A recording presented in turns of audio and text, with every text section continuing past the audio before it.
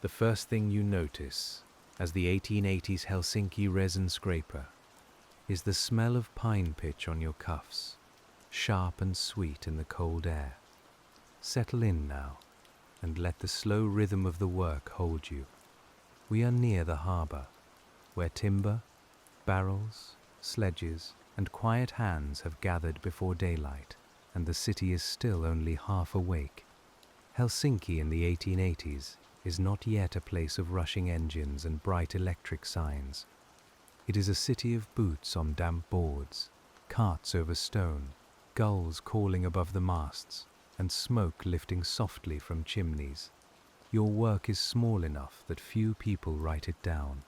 You scrape resin from pine surfaces, from cuts, seams, tools, barrel lips, and rough timber, saving what can still be warmed, strained, mixed, and used. The scraper in your hand is plain, with a dark wooden grip worn smooth by fingers before yours. Its edge is not elegant, it is useful. When you press it under a ridge of hardened resin, you feel a little resistance, then a soft give, like old candle wax yielding to a knife. The pieces fall into a tin pail with a dry, sticky sound. We begin where the yard meets the water, where the boards are silvered by frost and the air tastes faintly of salt. The harbour of 1880s Helsinki is busy in a quiet way, with men carrying rope, women crossing with baskets, and horses waiting in their own clouds of breath. You are not at the centre of any grand machine. You are at the edge of many small needs. Resin has a way of being everywhere. It seeps from stacked pine logs. It clings to barrels that once held tar or pitch. It gathers in the scars of cut timber and dries into amber drops, dusty on the outside, golden beneath. You know where to look because your hands have learned the places. Corners, knots, cracks, and old tool marks all keep a little of it. The morning is cold enough to make the resin brittle. That helps you. Warm resin stretches and smears, but cold resin lifts cleanly if you are patient. You tilt the pail against your knee, lean close, and set the scraper at a shallow angle. A curl breaks away. Another follows. The smell rises, bright as crushed needles under snow. Few remember the Helsinki Resin Scraper because the work belongs between larger names. Shipwrights get remembered. Tar burners get remembered. Merchants, builders, and factory owners leave papers behind them. But you stand in the pause between forest and workshop, collecting the hardened leftovers that still have value, and your day is measured in quiet taps against tin.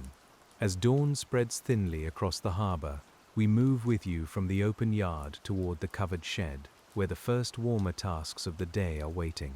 Inside the shed, the light comes through high windows in pale bars, showing dust, steam, and small floating threads of wood.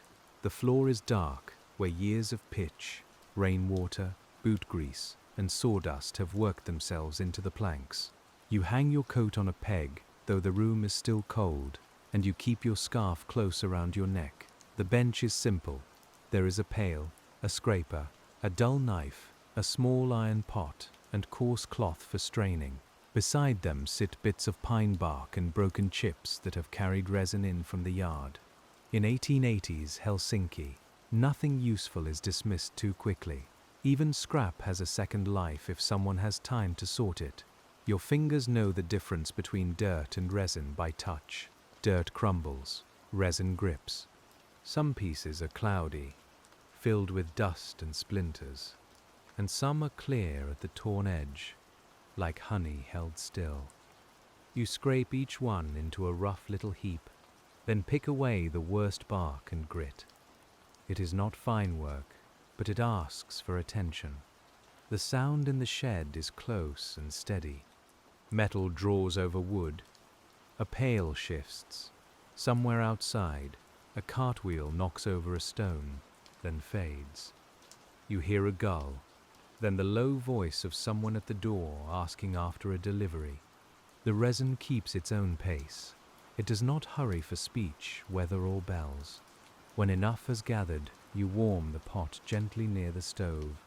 Not too quickly. Resin can darken, smoke, and lose its clean scent if the heat is careless. You watch the hard scraps soften at the edges, slowly shining, slowly joining, until the pale of broken pieces becomes a thick amber mass. The smell deepens then, pine and smoke and old rope. This is why your work sits so quietly in history. It is not one clear trade with a proud sign above the door. It belongs to repair yards, small varnish rooms, boat sheds, cooperage corners, and the practical economy of reuse. You are called when there is residue worth saving. You leave when the surface is clean. We can imagine your breakfast without making it grand. Bread wrapped in cloth. Maybe butter if there is some. Coffee if the household has stretched it that far. Or something hot and thin poured from a flask. You eat with hands that never fully lose the scent of resin, no matter how much cold water you rub across the skin. By mid-morning, the shed has warmed just enough for your shoulders to loosen, and the next part of the work begins with the slow sorting of what the city has brought in. Some resin comes from logs floated and hauled from the Finnish forests, marked by axes and rubbed by travel. Some comes from barrels that have held tar, pitch, or turpentine mixtures. Some is scraped from tools after caulking, from planks prepared for boats, or from boards used beneath sticky work.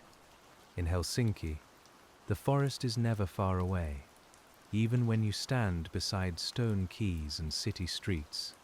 You take each piece as it comes, a barrel stave with a line of hardened pitch along the rim, a pine board with beads around a knot, a tool handle with a thickened patch near the metal collar. Your scraper makes a quiet rhythm, push and lift, and the work becomes something your breathing can follow. There is skill in not wasting motion. If you scrape too steeply, the edge catches and bites the wood. If you scrape too flat, it skims and leaves the resin behind. You feel for the angle more than you think about it. The right pressure travels through your wrist.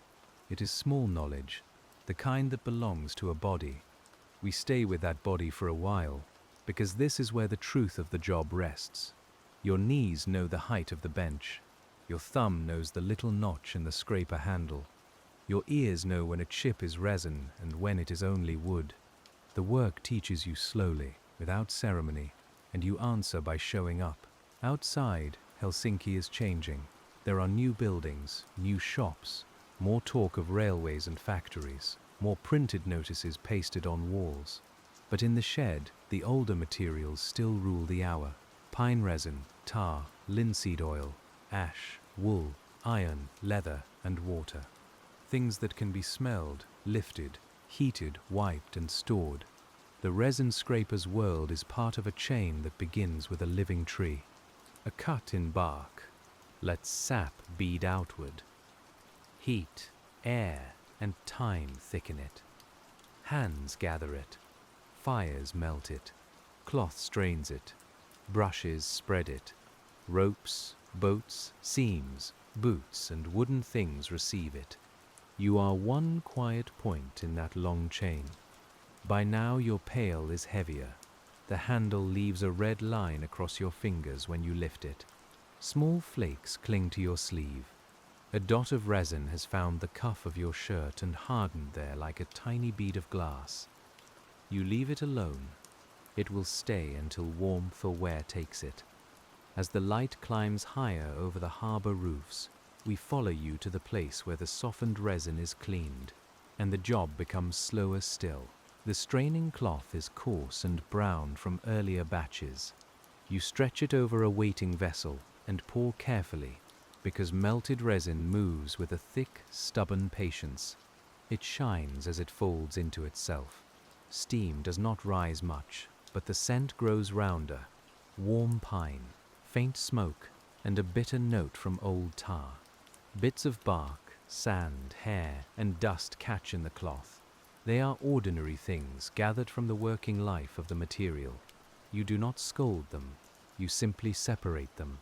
The clean portion settles below, darker than honey, lighter than tar, and clear enough to catch the window light for a moment before it dulls.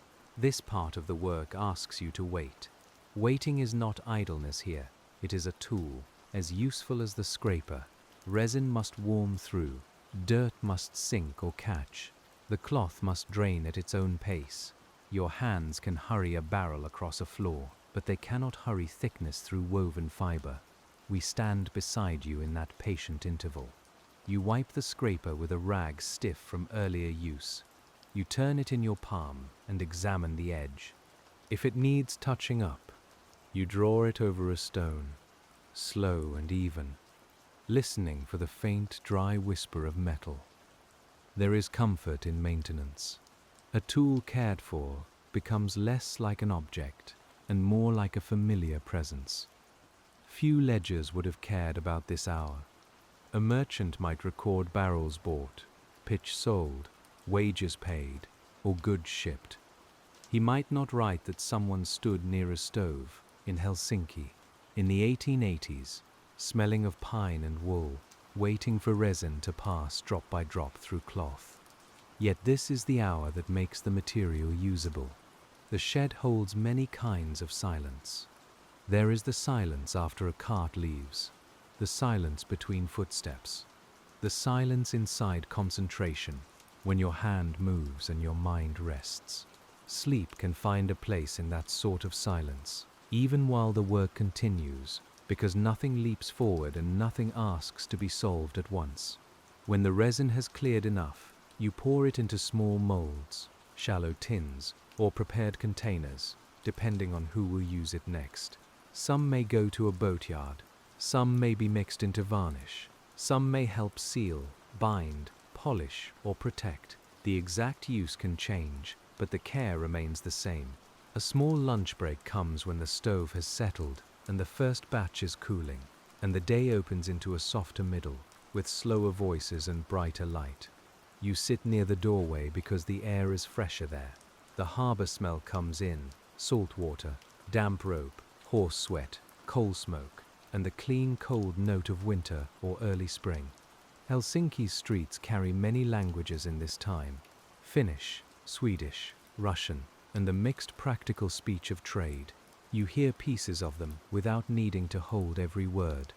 Your meal is plain, and that plainness suits the hour.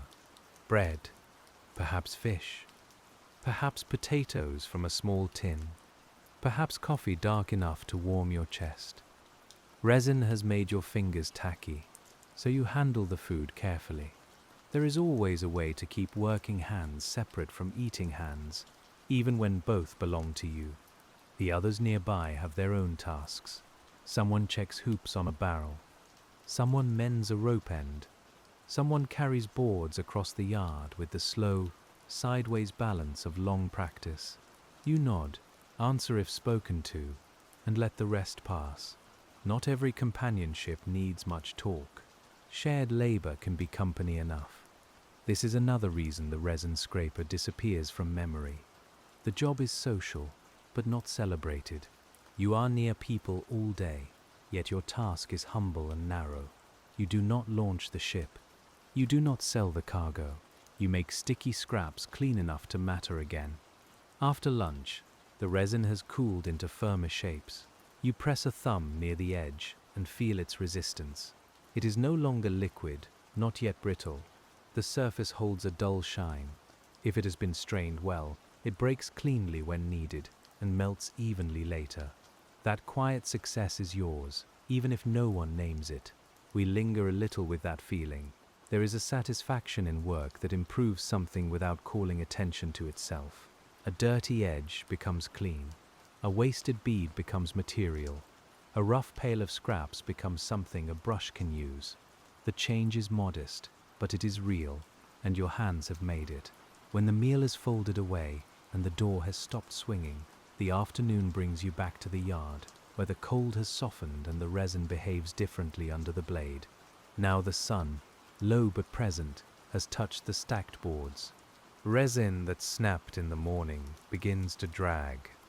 It strings slightly when lifted. Your scraper must move more slowly, or it will smear across the grain and make more work. You adjust without complaint. The day changes. and your hand changes with it. In 1880s Helsinki, weather is part of every trade. The harbor freezes, thaws, darkens, brightens, and stiffens the ropes. It changes how wood sounds underfoot and how metal feels against skin. For you, it changes the resin's mood. Cold gives you flakes, warmth gives you threads, dampness brings a dull bloom to the surface, and dust clings wherever the pitch is soft. You kneel beside a stack of pine planks, their edges uneven, their knots dark as old eyes. Resin has gathered around several of those knots in small raised collars. The scraper slips beneath one. A curl lifts, amber at its heart, grey with dust at the rim.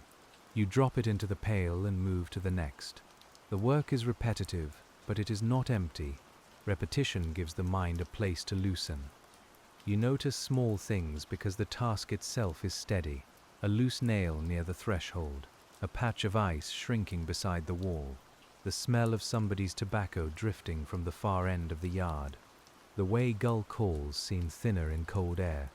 Some pieces are too dirty to save. You learn not to force value from everything. A scrap full of gravel will ruin more than it gives. You set it aside, wipe the blade, and go on. This, too, is part of the quiet knowledge of the job, knowing when patience serves the work and when letting go serves it better. We might think of the resin scraper as a small historian of surfaces. Your blade reads where materials have passed. A barrel lip tells of storage, a plank tells of the forest, a tool tells of another worker's grip. Each sticky patch has a little record in it, not written in ink, but left in texture, scent, and residue. By late afternoon, the harbor noise begins to thin, and the longest shadows point you toward the final round of cleaning, counting, and putting things back where they belong. The late afternoon work begins with the small accounting of touch, not with paper, but with your eyes and hands moving over the bench. You look into the pail and judge the day by weight, color, grit, and smell. The resin scraped from the morning boards lies in rough flakes and dull amber chips, while the warmer afternoon scrap has gathered in softer curls. Helsinki's harbor air has settled into your clothes by now, and the pine scent rises through it like a quiet thread. You carry the pail back under the shed roof, where the light is turning gray at the corners. The stove has lost some of its heat, but the iron still keeps a little warmth, enough to soften your fingers when you hold them near. Your boots leave damp marks on the planks. A coil of rope hangs nearby, smelling faintly of hemp, tar, and salt. You set the pail down gently, because resin can be useful even in broken pieces. There is another bench at the rear of the shed, lower than the first, with scratches crossing it in every direction. It has held barrels, tools, blocks of pitch, and the ordinary weight of many working days. You spread a cloth over part of it, not a clean household cloth, but a stiff, work-darkened piece kept for this purpose. Then you tip the pail and let the resin slide out in a quiet little heap. Some pieces knock softly together, some cling to the metal. In the 1880s Helsinki yard, this sorting is one of the parts no visitor would notice. A passerby might see boats, timber, barrels, men with ropes, and carts with iron-rimmed wheels. They might not see you bending over the bench, picking grit from softened amber. They might not understand that this quiet choosing matters. Yet if the resin is left too dirty, it will smoke badly, spread poorly, and leave dark specks where a smoother finish is wanted. You divide the pieces by feel as much as by sight. Clean flakes go to one side. Darker lumps, smelling more strongly of tar, go to another. Barky scrap waits near the edge, where it can be warmed and strained later if time allows. Your fingertips become tacky again. When you touch your thumb to your forefinger, they pull apart with a faint sticky drag, and the sensation is as familiar as the handle of your scraper. The shed is quieter now, and we can hear more of the small sounds. Resin clicking on wood, cloth rasping under your palm, a horse shifting outside, water nudging the harbor pilings with a hollow, patient sound. Somewhere further off, A church bell marks the hour, though in your work the bell is only one more thing in the air, not a command to hurry. You take the dull knife and trim away dirt from a larger lump. Its outside is nearly black, but under the surface it is brown and clear, with a warm shine at the cut. It is easy to forget that useful things often wear an ugly skin. Your job asks you to remember it. You turn the lump slowly, shave off what will spoil the batch, and place the good part with the cleaner resin. As the afternoon drains toward evening, the work becomes less about gathering and more about making the gathered things ready for another hand. The next pot is smaller. It is used for mixed scrap. The resin too dark for fine varnish, but still good for sealing, patching, and rougher work around a yard. You set it near the stove and wait for the heat to enter it slowly. Too much flame would make the resin bite the throat with smoke. Slow warmth keeps the smell rounder, closer to pine and old wood than to burning. You stand with one hip against the bench, letting your hands rest for a moment. The scraper lies beside the pot, its edge dulled by the day. Your wrist aches in a soft, honest way. Not pain exactly, but the reminder of repeated pressure, repeated lifting, repeated care. The Helsinki Resin Scraper is not remembered by monuments, but the body keeps its own ledger, written in joints, skin, and tired palms. When the resin begins to slump, you stir with a wooden stick already glazed from earlier work. It resists at first, then it folds, thick and glossy. A small bubble rises and breaks with a slow sound. The smell changes as darker pieces melt into lighter ones. You know by scent when bark is too present, when old tar is thick in the mix, and when the batch will still serve. We stay with the pot because it teaches the pace of this work. Nothing leaps, nothing flashes. A hard lump becomes soft at the edge, then softer through the middle, then part of the whole. It is a quiet lesson in becoming useful again. You do not need to name it that way while you work. Your hand simply stirs, pauses, and stirs again. A little smoke curls when the pot grows too hot. You move it back. The iron makes a dry sound against the stove plate. This is one of those gestures learned after mistakes, when an earlier batch may have darkened too quickly or bitten your eyes with smoke. Work passes knowledge forward like that, not always in words, often through small corrections, made before anyone else notices. Outside, the harbor has begun its evening change. Voices carry farther in the thinning air. Wheels sound sharper on cooling stone. A gull lands on a roof beam and folds itself into a grey shape against the sky. You look up only briefly, because the resin still needs watching. Even in a calm job, attention has a place to stand. The mixed batch is strained less finely than the morning's cleaner resin. You still pour it through cloth, but the cloth is coarser, and the result is meant for practical use. It may be warmed later and worked into seams, rubbed onto a patched surface, or blended with other materials in a small shop. You cannot know its whole future. You only make it ready enough to leave your hands. When the pot is emptied and set aside, the evening cleaning begins, and in this quiet trade, cleaning is not an afterthought, but part of the work itself. You scrape the inside of the pot while it is still warm, because once resin hardens fully, it becomes stubborn as old glue. The blade moves along the curve in slow arcs. Each pass gathers a thin film, which you return to the scrap tin. Waste is watched closely in a place like this.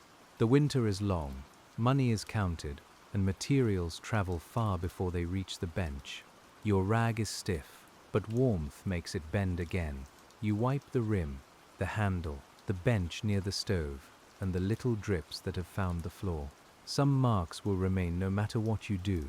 The shed has layers of old work inside it, dark stains at the stove, pale cuts across the bench, shiny patches on pegs where hands have reached for years. You clean what can be cleaned and leave the rest to the building's memory. Few know the 1880s HELSINKI Resin Scraper, because the job rarely stood alone in neat lists. You might be named as a yard hand, a laborer, a helper, a cleaner of timber, or not named at all. The resin under your nails would not appear in a directory. The ache in your wrist would not enter a report. Yet the work was there, tucked into the corners of trades that depended on wood, water, and weather. You take a wedge of old cloth and wrap the cleaner resin cakes once they have cooled enough. They are not beautiful, but they have a quiet appeal. Their edges hold cloudy gold. Their surfaces catch light in soft, uneven patches. When you stack them, they make a muted sound, not stone, not wax, but something between. The sound belongs to the bench and to the hour. The air near the door has cooled.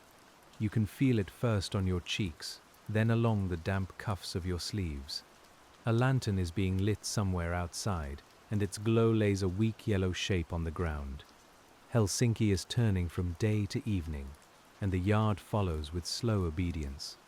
Doors are latched, ropes are coiled, tools return to their hooks. You carry one bundle to a shelf marked more by habit than by writing. Another worker will know what is there. Perhaps the boatyard will ask for it. Perhaps a cooper will need a small amount for a stubborn seam. Perhaps it will wait for weeks, smelling faintly through its wrapping. Your part is finished for that piece, though the resin itself is not finished at all. And as the lantern light takes over from the last grey daylight, we follow your hands through the final checks that close a resin scraper's day. The scraper is the first thing you inspect. Its handle has gathered a thin film of tack and dust, so you rub it with a dry rag until the wood feels like wood again. The edge is uneven in places. You can see where it struck a nail head or caught a knot too hard. You draw it slowly across the sharpening stone, one side, then the other, listening for that quiet grit that tells you metal is meeting stone properly. A good tool does not need to be fine to be trusted. This one is plain enough that no one would display it in a cabinet. Yet you know its balance.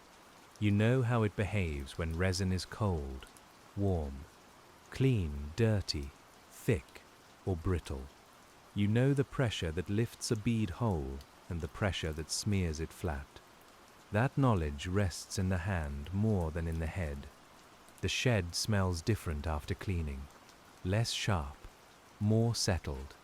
Pine still hangs in the air, but under it are ashes, damp wool, old boards, and the faint sourness of a wet rag. Your sleeves smell stronger than the room now.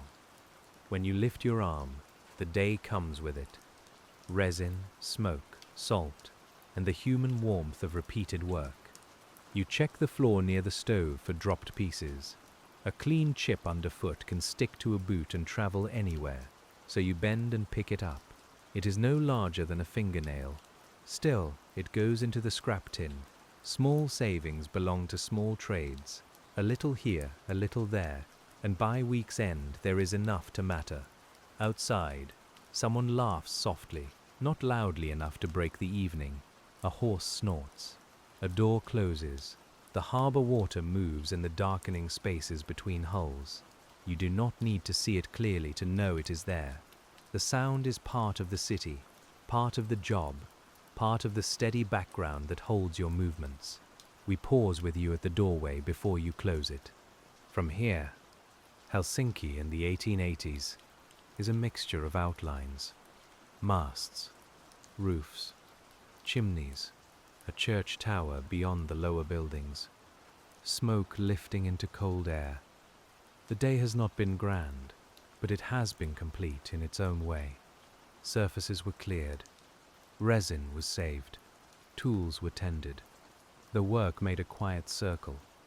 The latch is stiff, and you press it down with the side of your hand to spare your sticky fingers. Wood meets wood. Iron settles into place. The shed will keep its smell through the night. In the morning, when the door opens again, the air inside will still hold pine, ash, and the memory of warmed resin, waiting for another slow beginning. But before the day is fully done, there is the walk back through the yard, and the walk is its own small chapter of working life. You step carefully over the uneven boards, where frost has begun to return in thin silver lines. The harbor lamps are few, and much of the ground is known by memory. Here is the place where water gathers after rain. Here is the plank that lifts at one end. Here is the corner where barrel hoops are stacked, dark and circular in the fading light.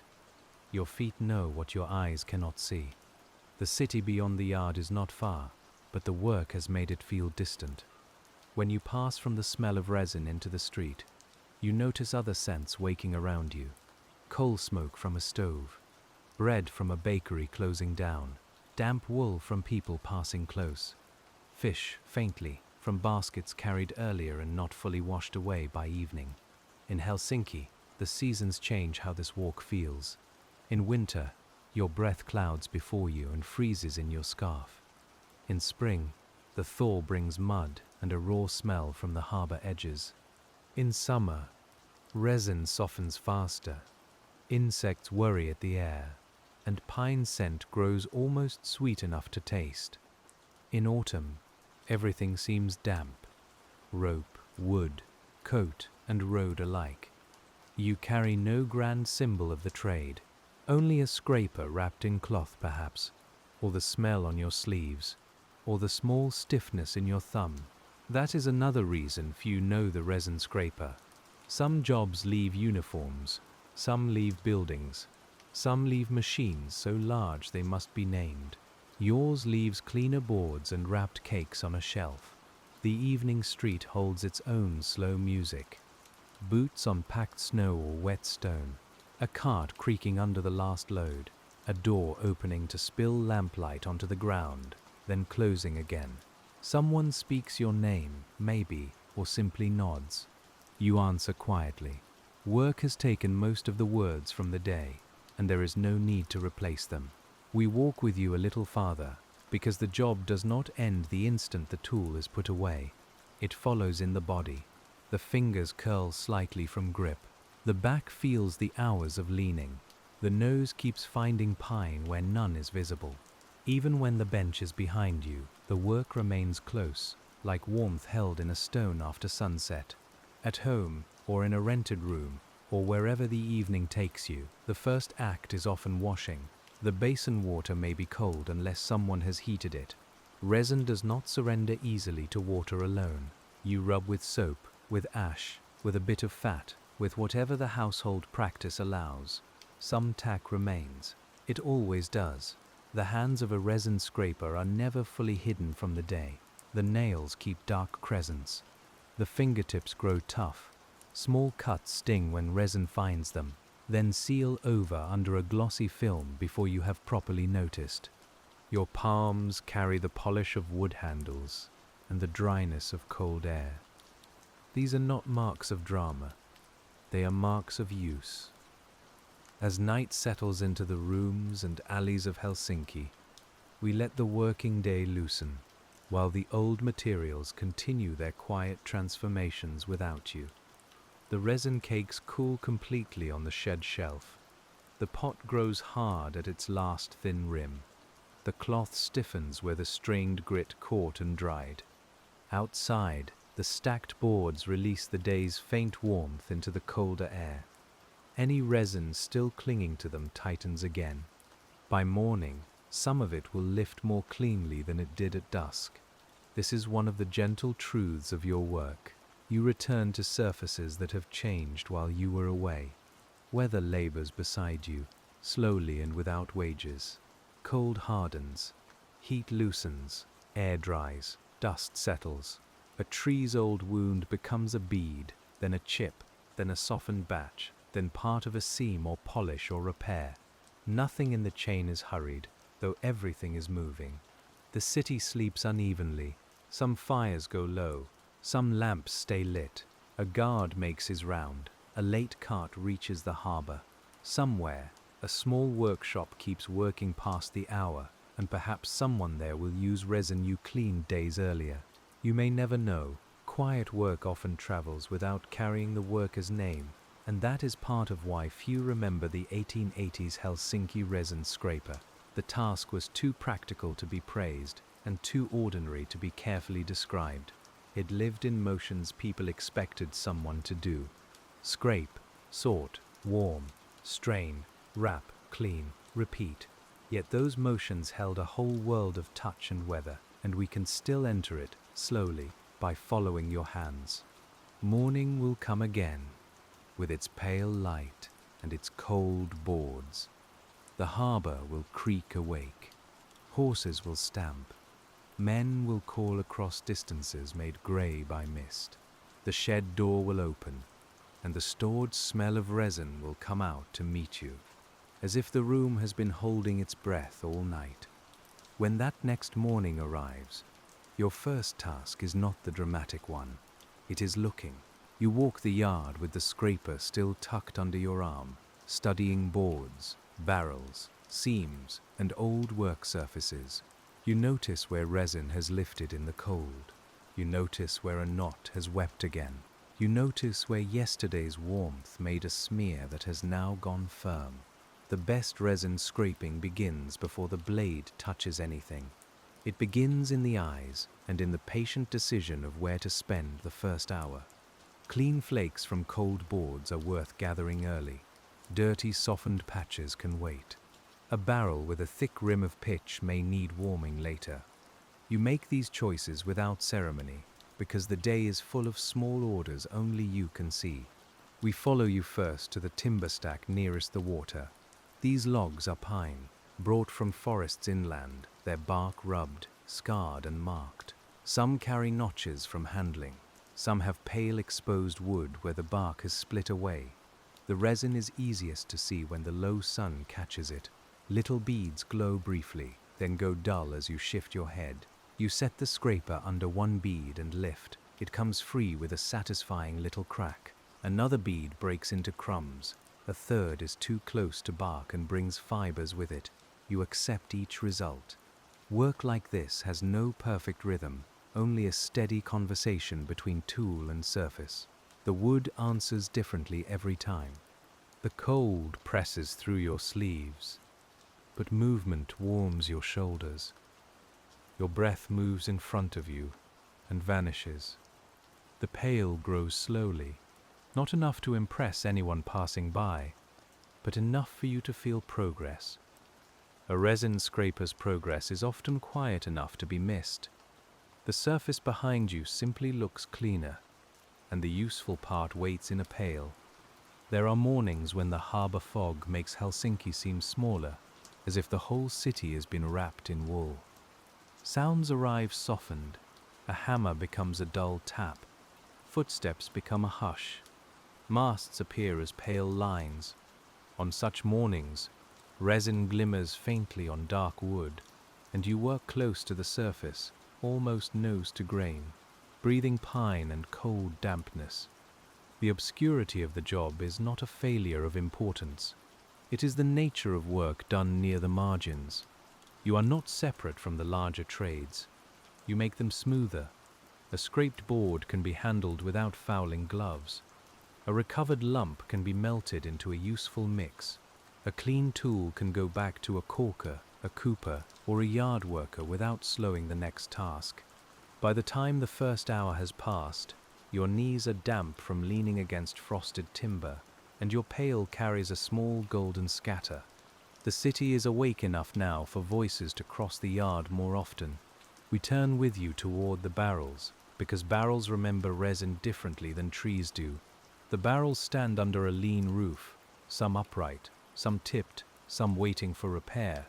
Their wood smells of old contents, tar, pitch, oil, brine, and the damp sweetness of staves that have lived near water. Iron hoops hold them in dark bands. Resin collects along rims, seams, and old drips that ran down the sides and hardened in slow trails. You know those trails well. A barrel asks for a different grip. You brace it with your knee, or lean it against a block so it will not roll. Then you draw the scraper along the raised line of residue. The blade chatters if the wood is rough. It slides if the pitch has dried smooth. Sometimes a strip comes away long and curling. and sometimes the old tar breaks into dull crumbs that stain the cloth. In 1880s Helsinki, barrels are everywhere in trade. They hold fish, tar, grain, spirits, oil, and many things that leave their scent behind.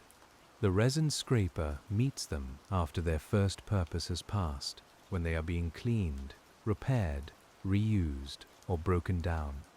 You work among second lives. The barrel that carried one thing may soon carry another, if its seams and surfaces can be made ready. There is a smell here that belongs only to old barrels.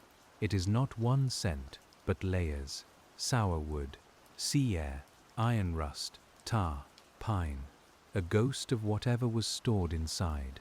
You breathe it without thinking. Your body has learned which smells mean caution, which mean usefulness, and which are simply the ordinary deep scent of a working yard. You scrape around the bunghole, where sticky residue often thickens. The edge must be careful there. Too much force scars the wood and makes a new problem. You hold the blade short, almost like a pencil, and guide it in small strokes. The work sounds close and dry. A few flakes land on your wrist and cling there. Someone passes and asks whether the barrel can be cleaned by noon. You look at the rim, the seam, the old drips, and the softened places near the bottom. Maybe, you say, or the equivalent in the speech of the yard. It is a calm answer, not a promise beyond the material. Resin and wood have their own timing, and everyone who works honestly with them knows it. We can feel how the day narrows around the hands. The city may have politics, trade, weather reports, and arguments in coffee rooms. But at this bench, the question is simple. What can be lifted cleanly? What must be warmed? What must be left? There is mercy in such questions when the mind is tired. They are small enough to hold. After the barrel rim is cleared, you run a rough cloth over it. The cloth catches once, then moves smoothly. That is the test. A hand can now pass around the rim without gathering pitch. The barrel is not new, but it is ready. You set it aside with the others, and the small space where it stood looks unexpectedly clean. As the morning moves toward its fuller light, we leave the barrels and return to the warming corner, where yesterday's scraps wait for their second sorting. The warming corner is near enough to the stove to soften resin, but not so close that it runs before you are ready. You place a shallow tray there with mixed scraps from the previous day. Some are cloudy, some are dark, some hold bark fibers like little trapped hairs. As they warm, the pieces lose their sharp edges, and the whole tray gives off a deeper pine smell. You do not stand idle while they soften. There are cloths to shake out, tins to inspect, and the stove to feed with a modest care. Fuel is never just fuel in a place that counts its costs. A small piece of wood, properly placed, can keep the heat steady. Too much makes smoke and waste. Too little leaves the resin stubborn and cold. The stove door opens with a tired iron squeak. Inside, embers glow through ash. You add wood and close the door, then listen as the flame takes. It is one of the warmer sounds of the day, the soft catch and crackle behind metal. The heat reaches your shins first, then your hands when you hold them near. For a moment, the job is almost comfortable. Helsinki's cold months make warmth part of the trade. Resin needs it. Fingers need it. Cloth becomes less stiff with it. Even patience becomes easier when your bones are not braced against the air. You know this without thinking. You have learned to place yourself near warmth when you can, and to leave it when the work calls you back outside. The warmed scraps are ready when they bend slightly under the dull knife. You cut one open and check the inside. Too dirty for the clean batch. Good enough for rough sealing. You make a small pile, then another. The sorting becomes almost meditative. Clean enough. Too dirty. Needs straining. Save for patching. Discard. Each decision is quiet and final. The word discard does not come easily in such work. You test the edge of each piece. You smell it. You rub it between finger and thumb. A lump that looks poor may hold good resin inside. A clear-looking piece may hide grit. Your senses work together: sight, touch, scent, and the faint sound a piece makes when tapped against the bench. Few people later would think to ask how these judgments were made. They might imagine resin as one thing, simple and sticky, but you know its many moods. Fresh resin is sharp and bright. Old pitch is smoky and dark. Resin mixed with dust becomes dull under the blade. Resin from a clean knot can shine like a little piece of captured sun. We stay in that small knowledge because it is the heart of the forgotten roll. The HELSINKI Resin Scraper was not merely scraping. You were reading material, grading it, rescuing it, and preparing it for use in a city that still depended on the forest's slow gifts. Your work was humble, but it was not mindless. The quietest jobs often require the most patient senses. When the tray has been sorted, the shed feels warmer, and the morning has settled into its ordinary pace. From here, the next task takes us toward the boats themselves, where resin, tar, and weather meet most visibly.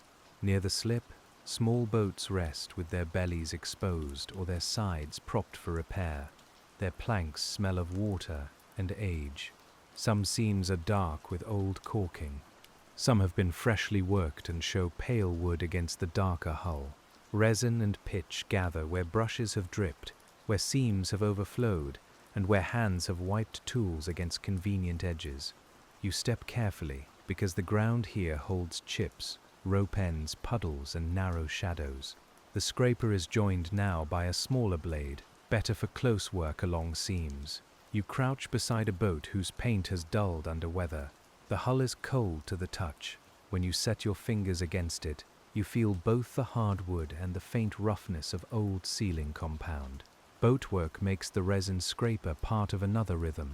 Caulkers drive fibers into seams. Pitch or resin mixtures seal them.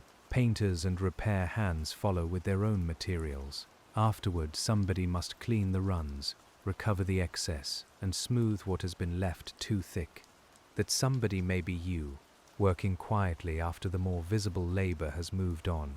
You do not remove what belongs in the seam. That would undo another hand's work.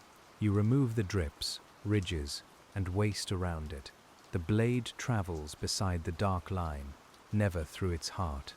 It is careful work, not delicate in the manner of fine art, but careful in the practical way that keeps a boat ready for water. The smell beside the boat is stronger. Tar, wet wood, resin, hemp fiber, old paint, and harbor mud all rise together. Your knees press into the cold ground. A rope brushes your shoulder as someone moves past. Above you, a gull gives a rough cry and then falls silent. The hull fills most of your view, a curved wall of work and weather. We can understand why this labor disappears into the record of boat repair. A boat may be listed as caulked, sealed, painted, or readied. The scraping between those acts is not named, yet without it, surfaces remain messy, materials are wasted, and later coats do not lie well. Your work makes the next work possible, then steps out of sight. You scrape a cooled drip from beneath a seam. It comes away in one soft ridge, dark outside and brown within. You hold it briefly, judging whether it is clean enough to save. It smells of tar more than pine. Rough batch then. Into the proper tin it goes. Nothing interrupts the decision. The hand has already learned the answer. By midday the boats have given you a pail of darker scrap, and the harbor has grown brighter, busier, and more full of voices. We follow you back under cover, where the day's middle work waits in the warmer, resin-scented air. The shed receives you with its familiar dimness. Coming from outside, it seems almost brown inside, all shadowed boards, dark tools, and dull metal. The stove has kept its place in the room like a quiet heart. You set the boat scrap near the rough batch area and flex your fingers. The cold has made them slow. Heat brings them back little by little. There is food again. Simple and practical, eaten beside work rather than away from it. You sit on an upturned crate. Careful not to choose one with pitch along the edge. The bread is firm. The cup is warm. Steam touches your face. Your hands rest in your lap, and for a few minutes they do nothing. That is its own kind of relief. The Helsinki Resin Scraper's meal is not separate from the material world of the job. The bench is near. The pails are near. The smell of resin enters the bread whether you want it to or not. A tiny flake clings to your sleeve and catches the light when you move. You brush it away, then find another. The work travels with you even into rest. Someone in the shed talks about ice in the harbor, or the price of wood, or a delivery expected from inland. You listen without needing to answer much. Workplaces are full of these half-conversations, useful, ordinary, and soft at the edges. They do not become stories later. They simply fill the spaces between tasks, like sawdust filling cracks in the floor. After eating, you check the cooling cakes from the morning batch. They have firmed well. One has a small pocket where air caught beneath the surface. You mark it for rougher use. Another is cleaner and clearer, good enough for a finer mixture. You wrap them separately. The wrapping cloth makes a dry sound around the resin, and the knot holds after a firm tug. This separating matters because resin is not one single promise. Different workers need different qualities. A rough sealing mix can tolerate darkness and specks. A varnish maker wants cleaner material. A repair patch may need strength more than beauty.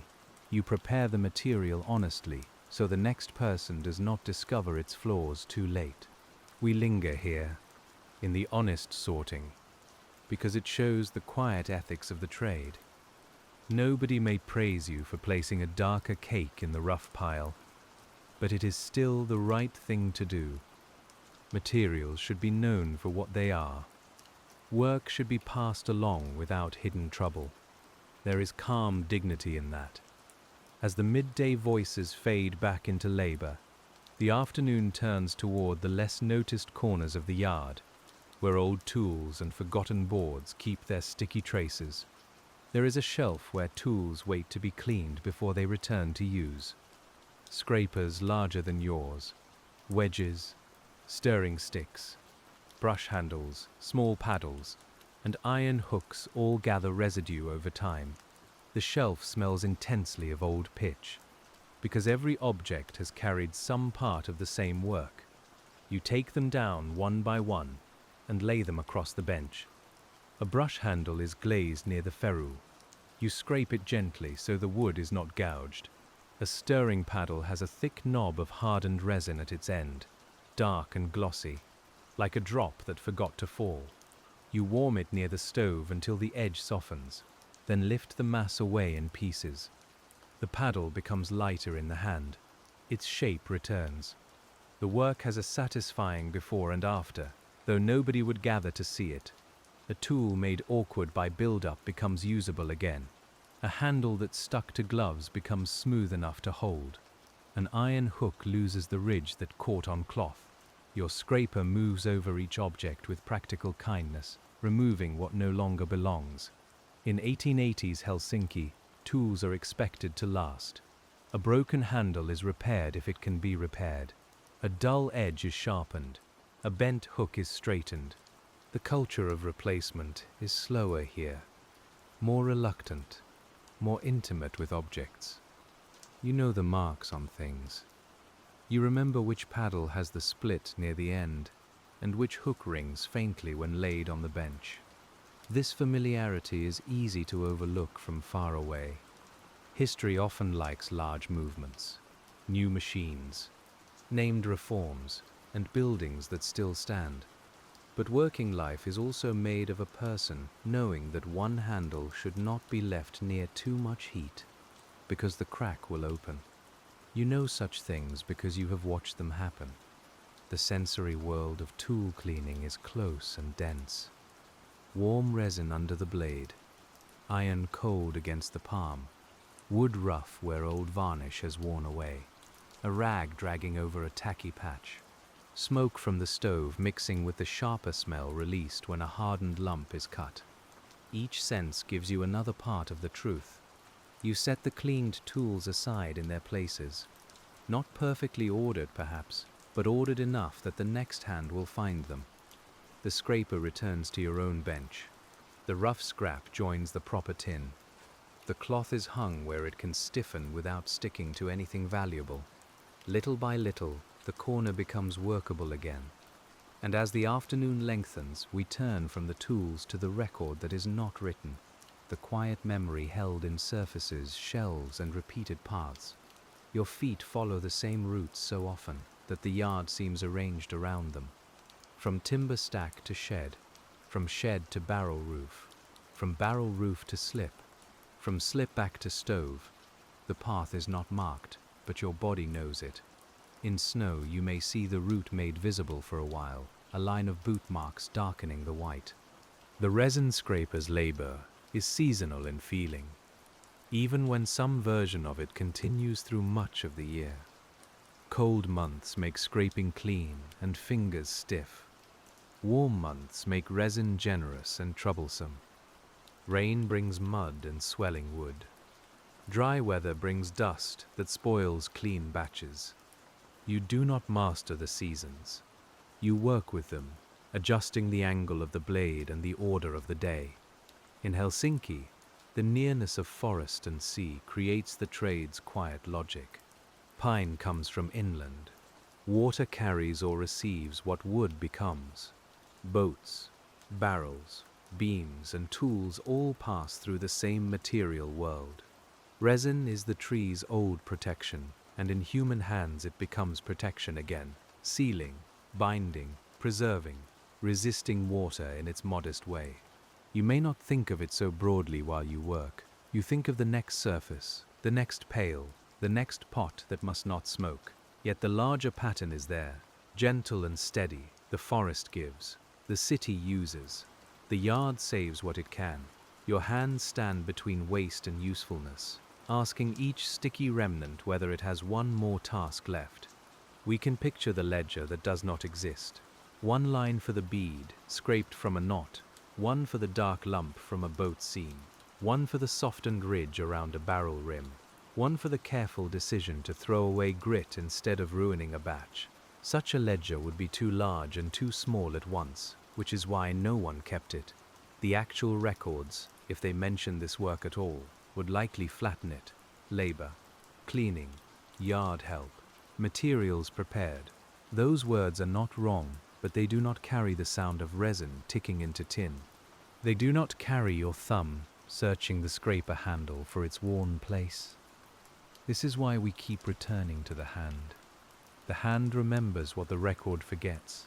It remembers weight, drag, pressure, warmth, and the difference between a clean lift and a smeared mistake. It remembers how a day feels when progress comes in flakes and small wrapped cakes.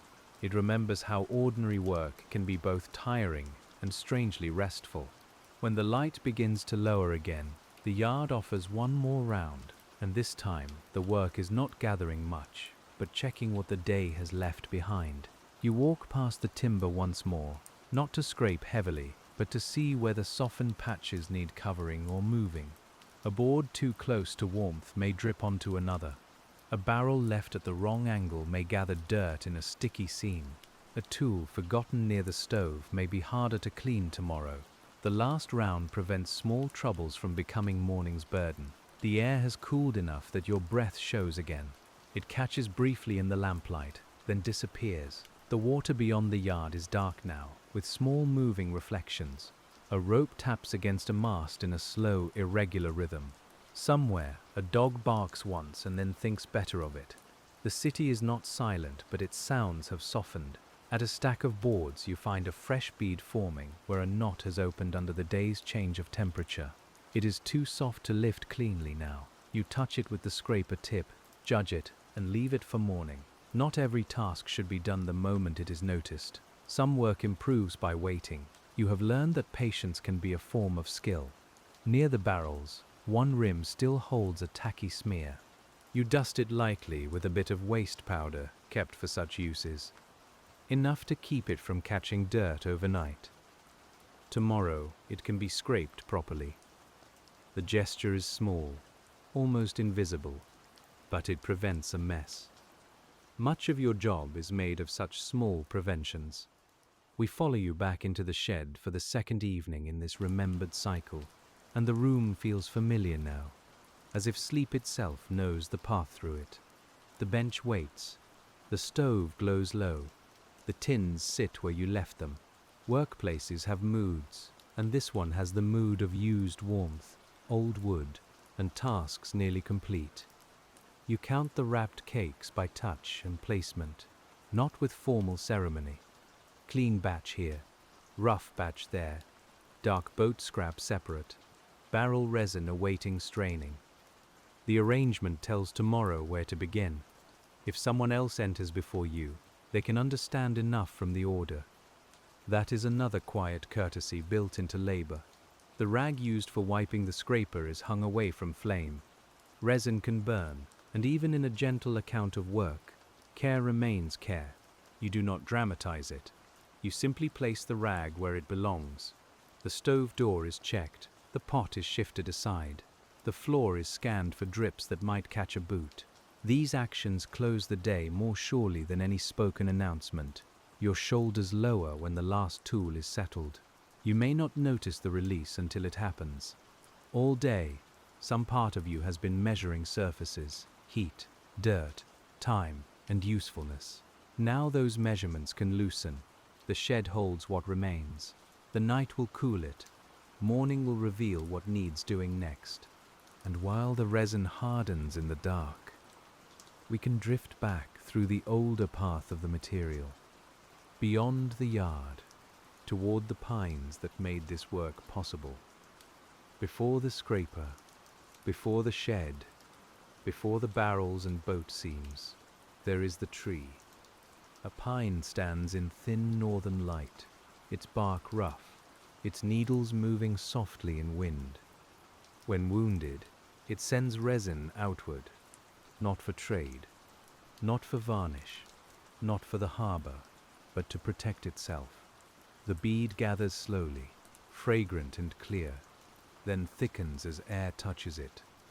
You know the tree mostly through what arrives in your hands. A knot on a board, a streak in a log, a lump in a crack, yet the forest is present in each piece. Resin carries the tree's sharpness, its sunlit summers, its cold winters, its slow growth in sandy soil or rocky ground. When you warm it, some part of that forest scent returns to the shed. In Finland, tar burning and resin use have long histories, tied to boats, roofs, ropes, and wooden life in a wet and cold climate. The great tar pits, the smoke, the barrels moving toward ports, these are easier for people to imagine. Your work is smaller. It belongs after the famous part, after material has spilled, cooled, clung, and waited for a patient blade. That smaller scale makes it intimate. You do not stand before a roaring pit. You stand at a bench, coaxing usefulness from leftovers. You do not command a forest product in bulk. You handle it piece by piece. The scale fits the hand, and perhaps that is why it feels so soothing to follow, because the mind can rest in one surface at a time. The color of resin changes with its path.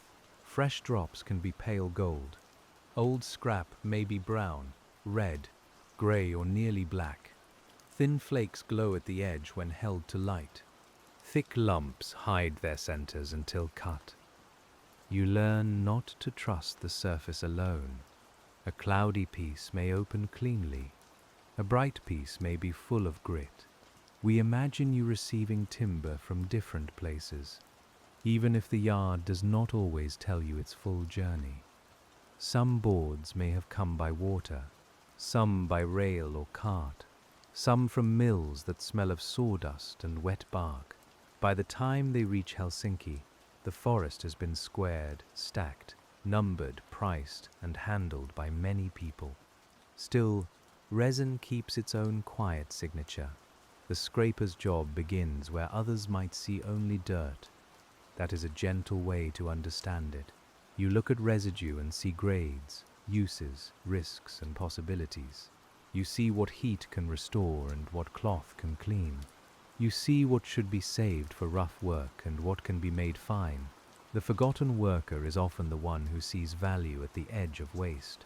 As night deepens, the forest is far from the harbor, yet in the shed the smell of pine remains, and the old connection holds without needing words. The next imagined morning brings rain instead of frost. It changes everything. The boards are darker. The yard sounds softer. Water runs along the grooves between planks and gathers beneath barrels. Your coat grows heavy at the shoulders, and the air smells of wet wood, mud, smoke, and resin muted by dampness. The scraper feels colder when you first take it up. Rain makes clean scraping harder. Dust is lower, but surfaces swell and soften. Resin may turn cloudy, and dirt can smear into it. You begin under cover, choosing barrel rims and tool handles rather than exposed timber. The order of the day bends around weather. We bend with it, slowly, because this work has no need to conquer rain. It only needs to continue wisely. Under the lean roof, drops fall from one corner in a steady beat. You place the pail away from the splash. A barrel smells stronger in damp air, its old contents waking slightly. You scrape a seam where pitch has hardened under the rim. The blade pulls a dark ribbon free, and the sound is softer than on a cold, dry morning. Even the resin seems subdued. Your hands become wet despite care. Wet fingers lose grip, so you keep a rag tucked close, wiping the handle often. The rag itself grows damp, then nearly useless, then useful again once warmed near the stove. Such small cycles fill the day. Wet, warm, wipe, scrape. The rhythm is quiet enough for a tired mind to follow. Few people write about how weather changes a humble job. They may note storms and seasons, but not the way damp air changes the pull of resin under a blade. Yet this is where the worker lives, inside the exact meeting of material and weather. Your trade is not an idea of scraping. It is this scrape, on this wet rim, under this roof, with rain tapping beside you. By mid-morning, the shed windows have clouded at the edges. The stove is more welcome than ever. Damp cloths steam faintly when hung near warmth. Your boots darken the floor. The resin you gathered is dirtier than yesterday's, and you accept that. Rain has its own quality. A wet day may produce less clean material, but it still offers work worth doing. You warm the damp scrap more carefully, because water trapped with resin can make it spit. The pot is kept back from full heat. You stir slowly and watch. A faint hiss rises now and then.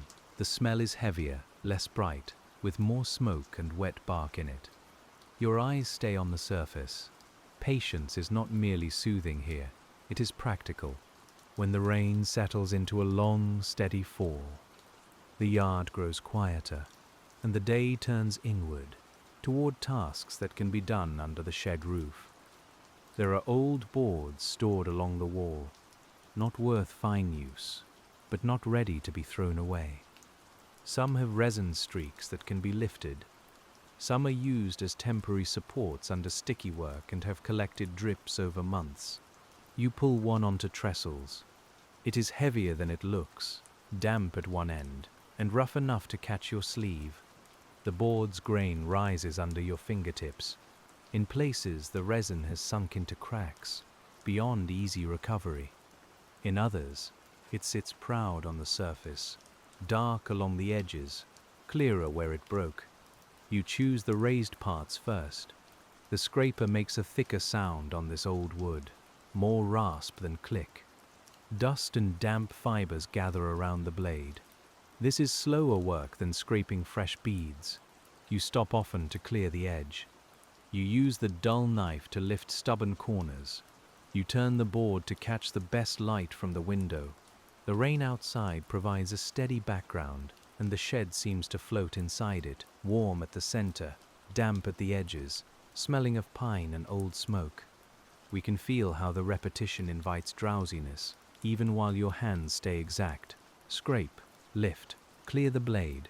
Scrape, lift, drop the piece into the tin. Turn the board, check the crack. Leave what cannot be saved. The mind need not leap ahead. It can rest in the next inch of wood. A younger helper might ask why you bother with such poor scrap. You might answer that rough resin has rough uses, or you might simply show the tin at day's end, heavier than expected. Many trades understand thrift, not as a slogan, but as a habit learned from winter, distance, and the cost of bringing materials into the city. What seems little becomes enough. Helsinki's larger life continues beyond the rain, but inside the shed, the old board is the world. Your thumb presses against the scraper's spine. Your wrist turns slightly. A patch lifts cleanly after resisting for several strokes. There is a small satisfaction in that, quiet and private. No one needs to see it for it to be real. By the time the rain thins, the old board has changed. It is not beautiful, but it is cleaner.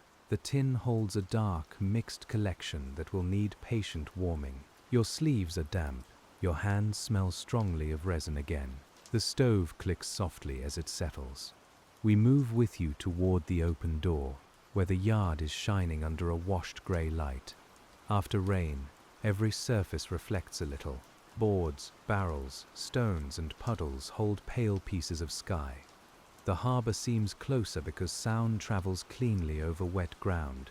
You hear water from roofs, wheels cutting through soft mud, and the low knock of a boat against its mooring. The air feels raw on your face, but cleaner than before. Wet resin is difficult, but rain sometimes reveals what dry dust hides. A streak along a plank darkens enough to notice. A bead near a knot swells at the edge. A smear on a barrel becomes glossy again, showing where it can later be lifted. You do not scrape everything now. You make a mental map for when the surface is dry. This mapping is part of the job no one names. You carry the yard in memory, not as a picture, but as a set of tasks waiting for their proper conditions. The knot by the north stack, the barrel near the broken hoop, the boat seam under the canvas edge, the old board inside the shed. Each waits differently. Each asks for a different hour. You check the covered tins to be sure rain has not reached them.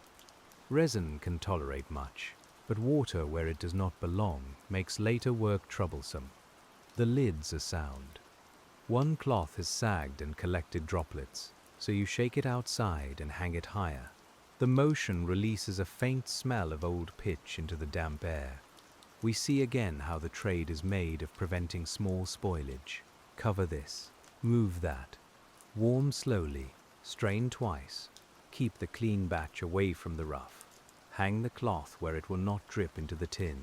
None of these acts appears grand, but together they keep the material honest and usable. The afternoon after rain often feels longer. The light is flat. The air cools quickly. Your hands move a little slower because damp has entered your cuffs. Still, the work continues in its mild circle. Gather what can be gathered. Prepare what can be prepared.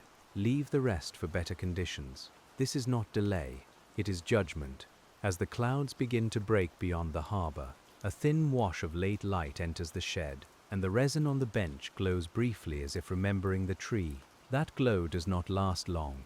It appears when the angle is right, when the cloud thins, when the resin surface is clean enough to catch it. You notice it because your eyes are trained for small changes. A dull lump becomes translucent at the edge. A brown cake shows a red center. A smear on the scraper blade shines like varnished wood. You lift one cleaner piece and hold it near the window. It is not valuable in any grand sense, but it has beauty. Dust floats around it in the light. Your fingers frame it without ceremony. Then you put it down with the rest. Because beauty in a working yard is usually allowed only a brief pause before usefulness resumes. The Helsinki Resin Scraper lives in that balance. You are allowed to notice the shine, the scent, the pleasing curl of a lifted strip, but the work remains practical. Resin is saved to be used. Tools are cleaned to be used. The bench is wiped so work can continue. The beauty does not need to become separate from function. It rests inside it. In the late light, you prepare another small batch for straining. This one has more water in it, so you keep the heat low and wait through the faint hissing. The pot gives off an uneven smell at first, wet bark and smoke. Then gradually the clearer pine note returns. You stir with the glazed stick and feel the resistance lessen. The cloth catches more dirt than usual. It darkens quickly. You do not force the pour. A rushed pour can carry grit through or spill over the edge. You hold the pot steady, feeling heat through the wrapped handle, and let the resin move in its own thick time. A drop forms, lengthens, falls. Another follows. The vessel below receives them without sound. There is deep calm in work that cannot be improved by agitation. You can prepare, position, watch and respond, but you cannot make thick resin behave like water. You cannot make damp scrap clean by wishing it so. You cannot make evening wait. The trade teaches limits gently, through material facts repeated, until they become part of your breathing. When the batch is done, you set the dirty cloth aside for rough use. It will never again serve a fine straining, but it may still wipe a tool or cover a tin. Even cloth has grades of usefulness. Even a stained rag has a next purpose before it becomes waste. The whole yard seems organized around these descending lives of materials. Evening returns, and with it the familiar closing acts. But tonight they carry the smell of rain, and the floor shines where wet boots have passed. You wipe the bench with extra care because damp resin can spread thinly and surprise the next hand. The rag drags across the surface, catching on scratches. You scrape one hardened drip near the edge, then another under the lip where it might have been missed. The sound is small but distinct. Clean wood has a different feel under the cloth than tacky wood. The stove is banked low. Wet garments are moved back from too much heat. A cloth too close to warmth can stiffen badly or scorch, and you have no wish to create tomorrow's trouble tonight. The pails are covered, the scraper is cleaned, sharpened lightly, and placed where your hand will find it by habit. This order is modest, but it is yours. Outside, rainwater continues to fall from roofs in slow, separate drops. The main shower has passed, but the city is still releasing it. Helsinki's stones gleam in patches. The harbour lamps tremble in puddles. Somewhere, a cart moves carefully through mud, its wheels making a soft, sucking sound. The day has narrowed again to endings. We stand at the shed door with you, listening. The resin inside the wrapped cakes is cooling. The rough scrap waits for another day. The old boards lean back against the wall, lighter by a little, cleaner by a little. Your hands ache in the same places as before, but rain has added a chill deeper in the knuckles. You close the door and feel the latch settle. The sound is quiet, but final enough for the evening. Tomorrow may be dry. Tomorrow may be colder. Tomorrow, the bead near the north stack may lift cleanly, or it may have gathered dust. The job continues by accepting such things. You do what the material allows, and then you return. And as we leave the rain-dark yard behind, the next part of this long, quiet history opens in the small shops that depend on the resin you have cleaned. Not every piece stays in the yard.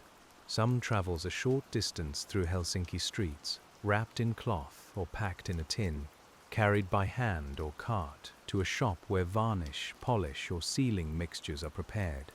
You may be the one to carry it.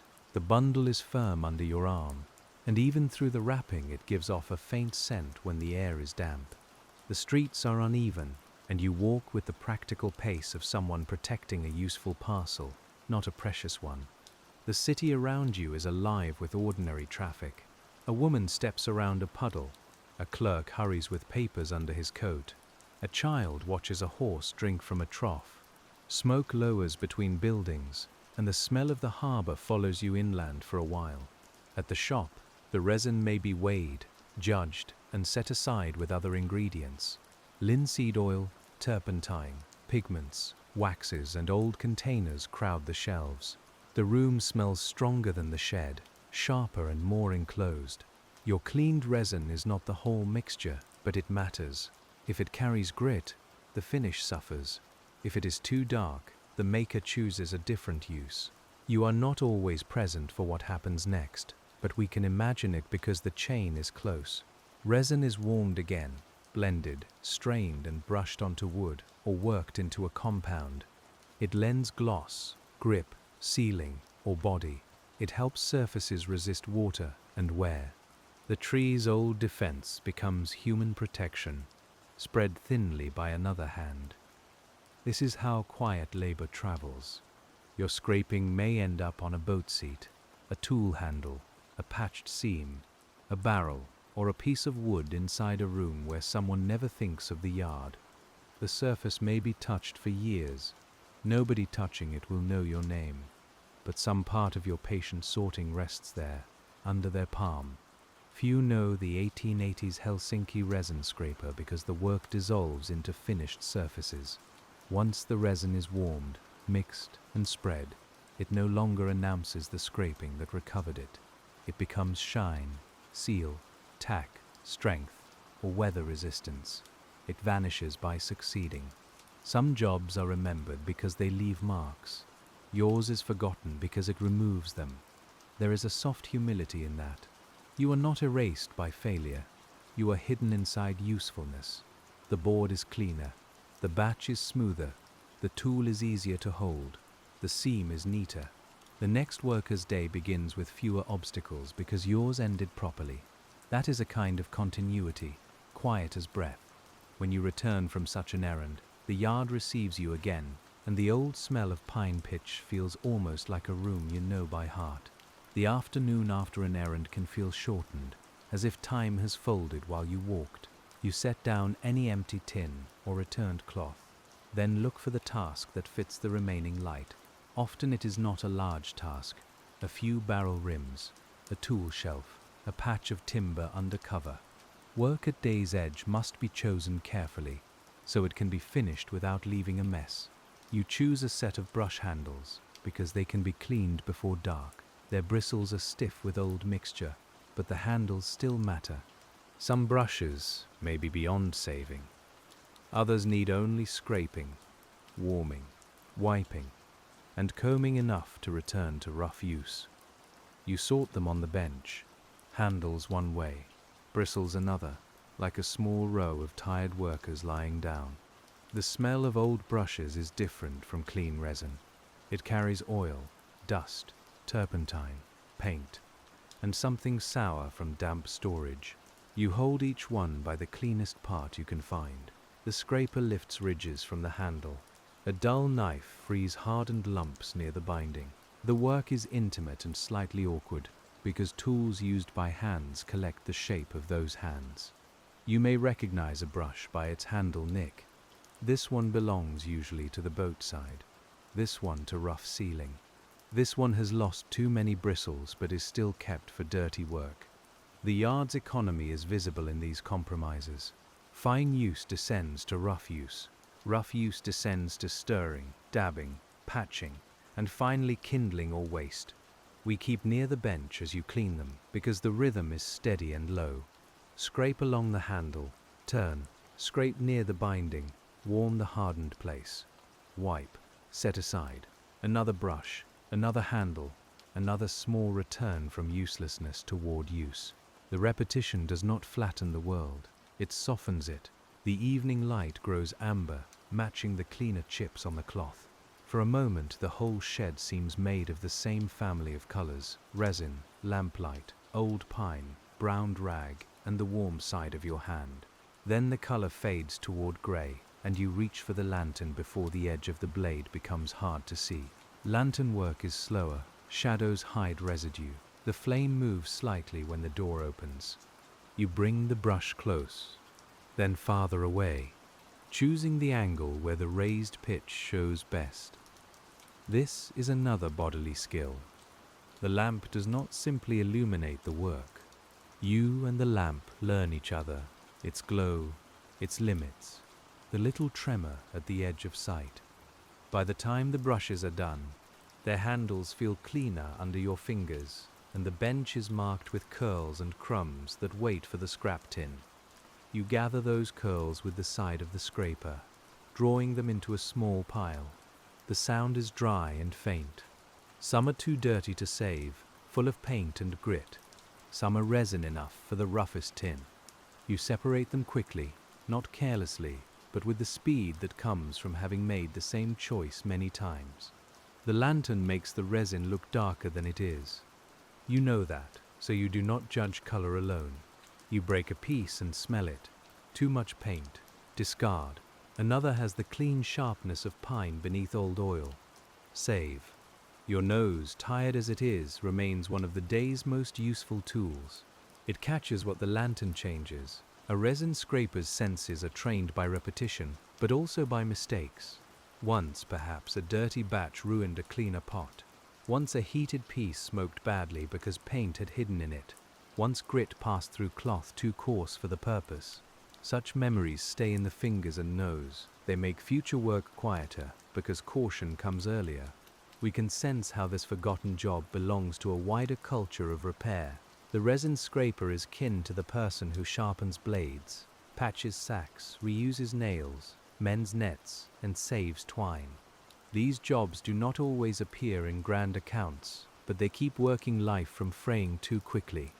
They are the soft maintenance under the louder movement of trade. The final sweep of the bench is slow.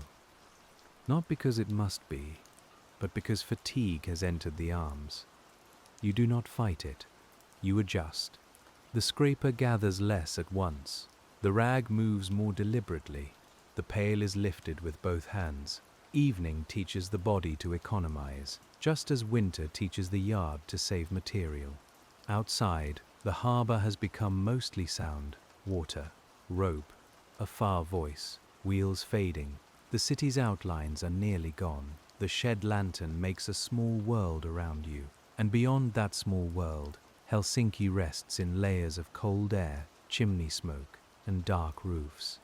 Your task remains within the circle of light.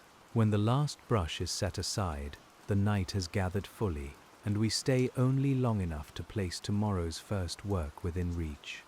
The morning tray is prepared before you leave. Clean scrap here, damp scrap separate. The dull knife beside the scraper, cloth folded near the stove but not touching it, pail empty and ready. These placements are like quiet promises made to your future self. Tomorrow, when the air is cold and the mind still waking, the hands will find order waiting. You look once around the shed. This looking is not dramatic, it is practical and calm. Flame safe, tools away, tins covered, floor clear, door path open. A small hardened drip near the stove catches your eye, and you remove it before it becomes someone's sticky boot. The day resists ending with one last little task, and you accept it. Then the lantern is lowered or shielded, and the room changes. Shadows rise, the bench loses its edges, the wrapped resin cakes become low shapes on the shelf. The smell remains clear, stronger now that sight has less to do. Pine, smoke, old cloth, damp boards, iron, and the faint human scent of wool warmed and cooled through a day. You step outside and close the door behind you. The night air touches your face with a clean chill.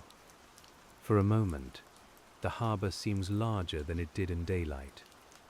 Darkness gives space back to sound. A mast knocks softly. Water breathes against wood.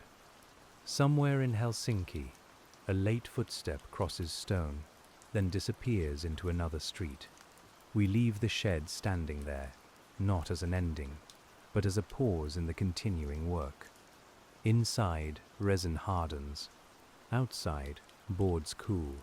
In the forest, trees hold their own slow stores. In shops and boats and barrels, old resin does what it has been asked to do: sealing, binding, shining faintly, resisting damp in silence. The next part of the work begins before the sun has warmed anything, when the cold has made yesterday's soft places ready for your blade. The next part of the work begins before the sun has warmed anything, when the cold has made yesterday's soft places ready for your blade. You arrive with your shoulders slightly raised against the morning air, and the yard feels blue with early chill. The boards you marked in memory are waiting where you left them. Their resin has tightened overnight. and the little bead near the north stack now looks firm enough to lift. You set down the empty pail, draw the scraper from its cloth, and test the edge with your thumb. It is sharp enough for the work, though never sharp like a kitchen knife. A resin scraper needs a firm, honest edge, one that can slide under a ridge without biting too eagerly into the wood. You kneel beside the board and let your breath settle before the first stroke. The bead comes away cleanly. It breaks with a soft tick and lands in the pail. Pale at the broken side, grey on the outside where dust settled during the night. You feel the small success in your hand more than in your thoughts. Yesterday you waited. Today the waiting pays you back. This is one of the quiet pleasures of the Helsinki resin scraper's life. Morning work often feels more exact than afternoon work. The air is still. The yard has not yet gathered many voices. Your fingers are cold, but the resin is obedient in that cold, and the scraper makes a clear sound against the surface. Each lifted piece seems to wake the board a little, removing the sticky knots of yesterday's warmth and leaving behind cleaner grain. We move with you along the stack, board by board, not rushing, because the first hour sets the tone. A careless scrape now can gouge a plank or mix clean resin with dirt. You take the raised beads, the cool drips, the ridges at the knots, and you leave the places that need warming later. The pail receives each piece without comment. The smell is gentle at first, because cold holds scent close. Only when a piece breaks open does the pine rise sharply. It is a clean smell, almost green, though the wood has been cut and moved far from the forest. You breathe it in with the harbor air, with smoke from morning fires, with the faint smell of horses beginning another day of hauling. By the time the first voices cross the yard, the pail has a small bright layer inside it, and your knees have remembered the boards better than your eyes. The Helsinki resin scraper works partly by route, and today your route takes you from the north stack to the planks stored under the canvas. The canvas itself is stiff with frost at the edge. When you lift it, loose crystals fall and vanish on the darker boards below.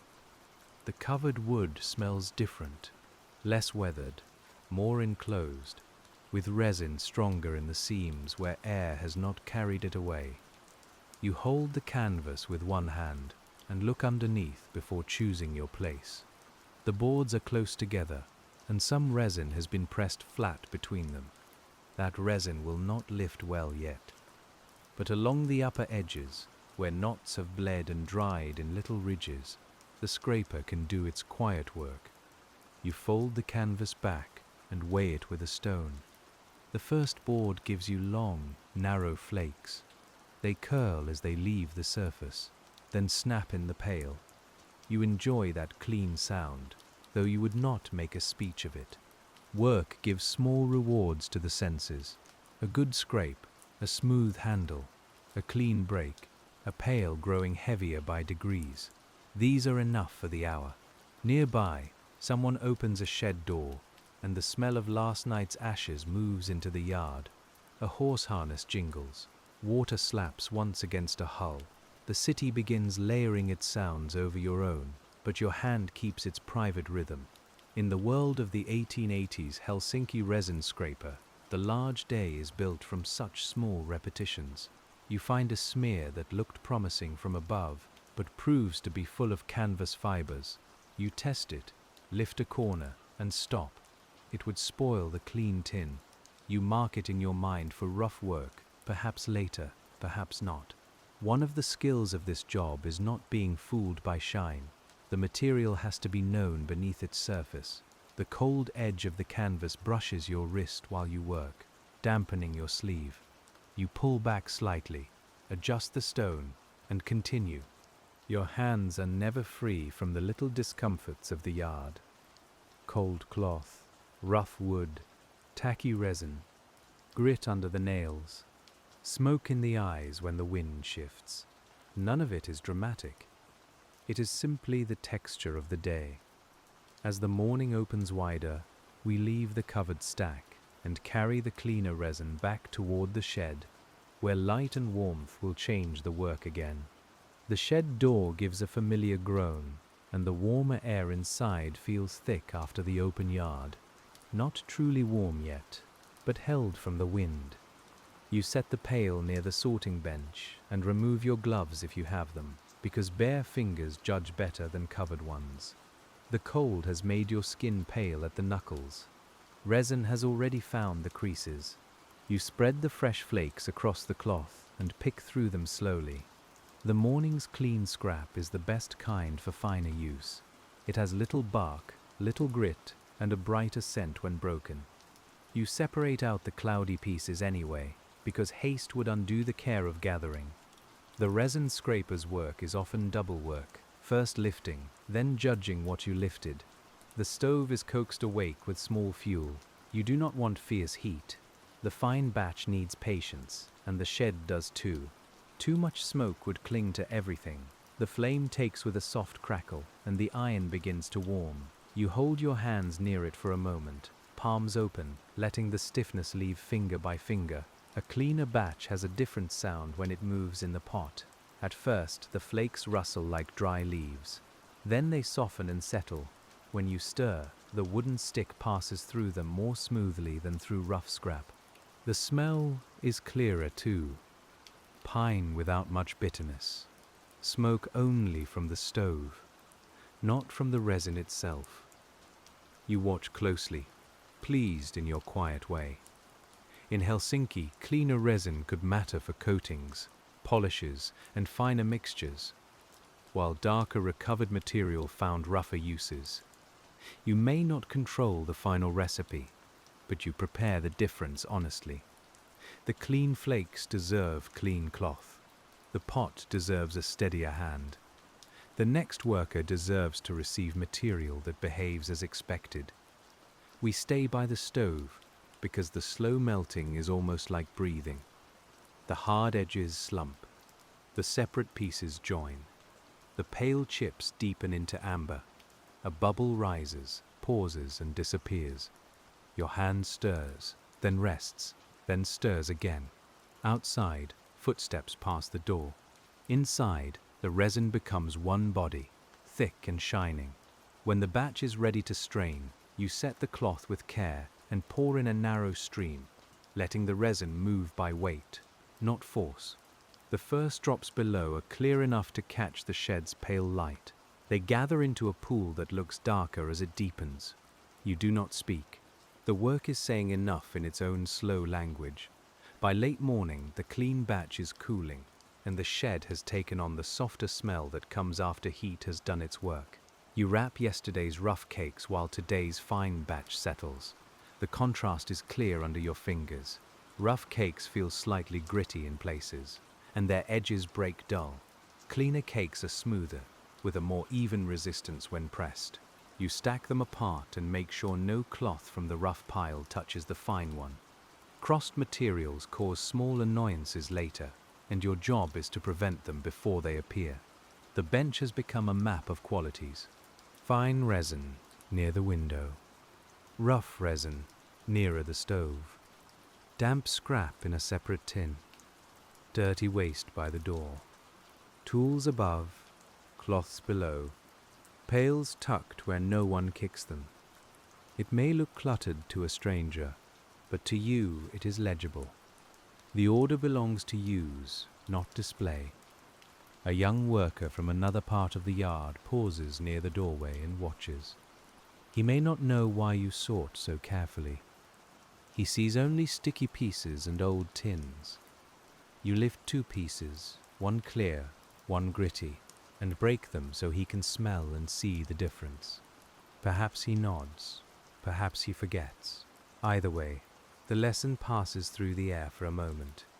This is how much workshop knowledge travels, not through formal instruction, but through a hand showing another hand, the angle of a blade, the smell of a spoiled batch, the right distance from the stove, the patience needed for cloth to drain. Written manuals rarely capture such things fully because they live in timing, pressure, and attention. The Helsinki Resin Scraper's knowledge is especially easy to miss because it seems too plain.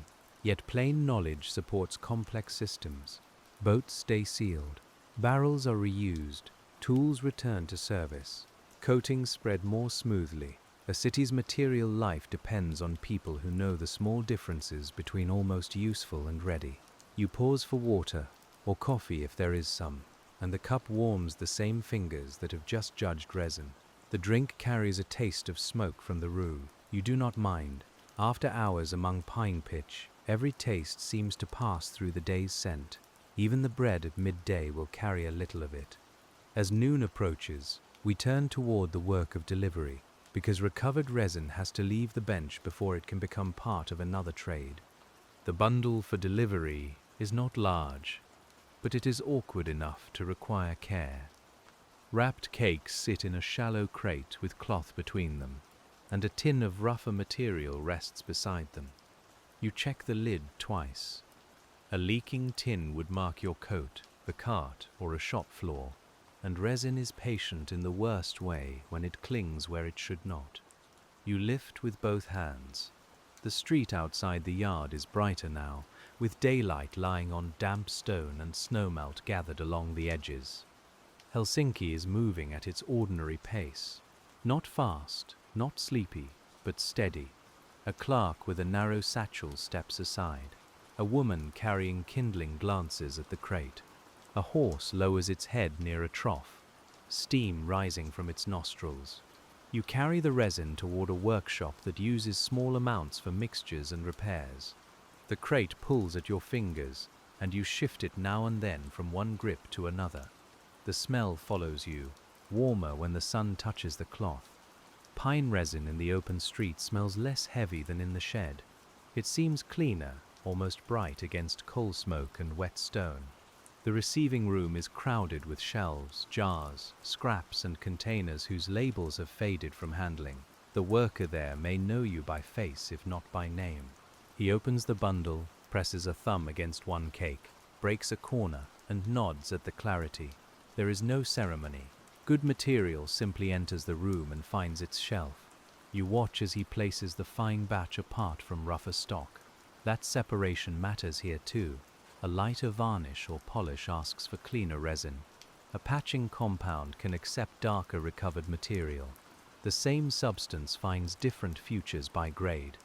Your morning's choices remain visible in the way he stores them, even if nobody speaks of it.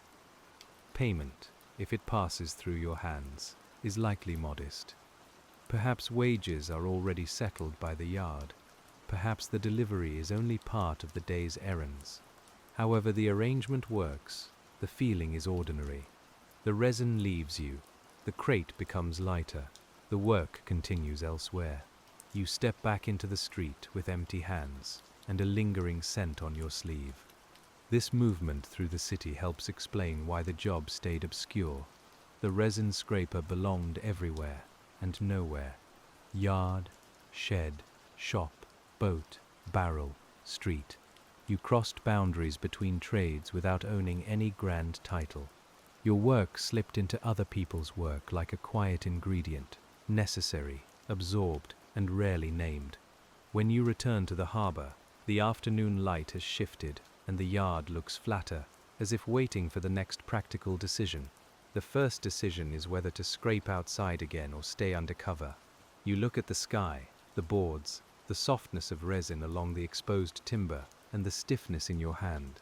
The day is mild enough now that fresh scraping would smear in some places, so you choose the tool shelf instead, a decision made from weather, material, and the honest limits of the hour. The tool shelf is never truly finished. Every day adds something to it. A stirring stick abandoned with a thick coat, a short blade with pitch at the joint, a wooden mallet whose handle picked up resin from another bench. These are small problems, but small problems multiply in a working yard. You take them down and arrange them in the order that makes sense to your hands. The mallet handle is first. It is not your tool, but it has become unpleasant to hold. Resin has gathered where the palm grips, mixed with dust until the surface feels gritty and tacky. You warm it lightly, then scrape along the grain. The old layer lifts in thin, dirty strips. Underneath, the wood is worn smooth from years of use, pale in the hollows where fingers have pressed. Cleaning another worker's tool can feel oddly intimate.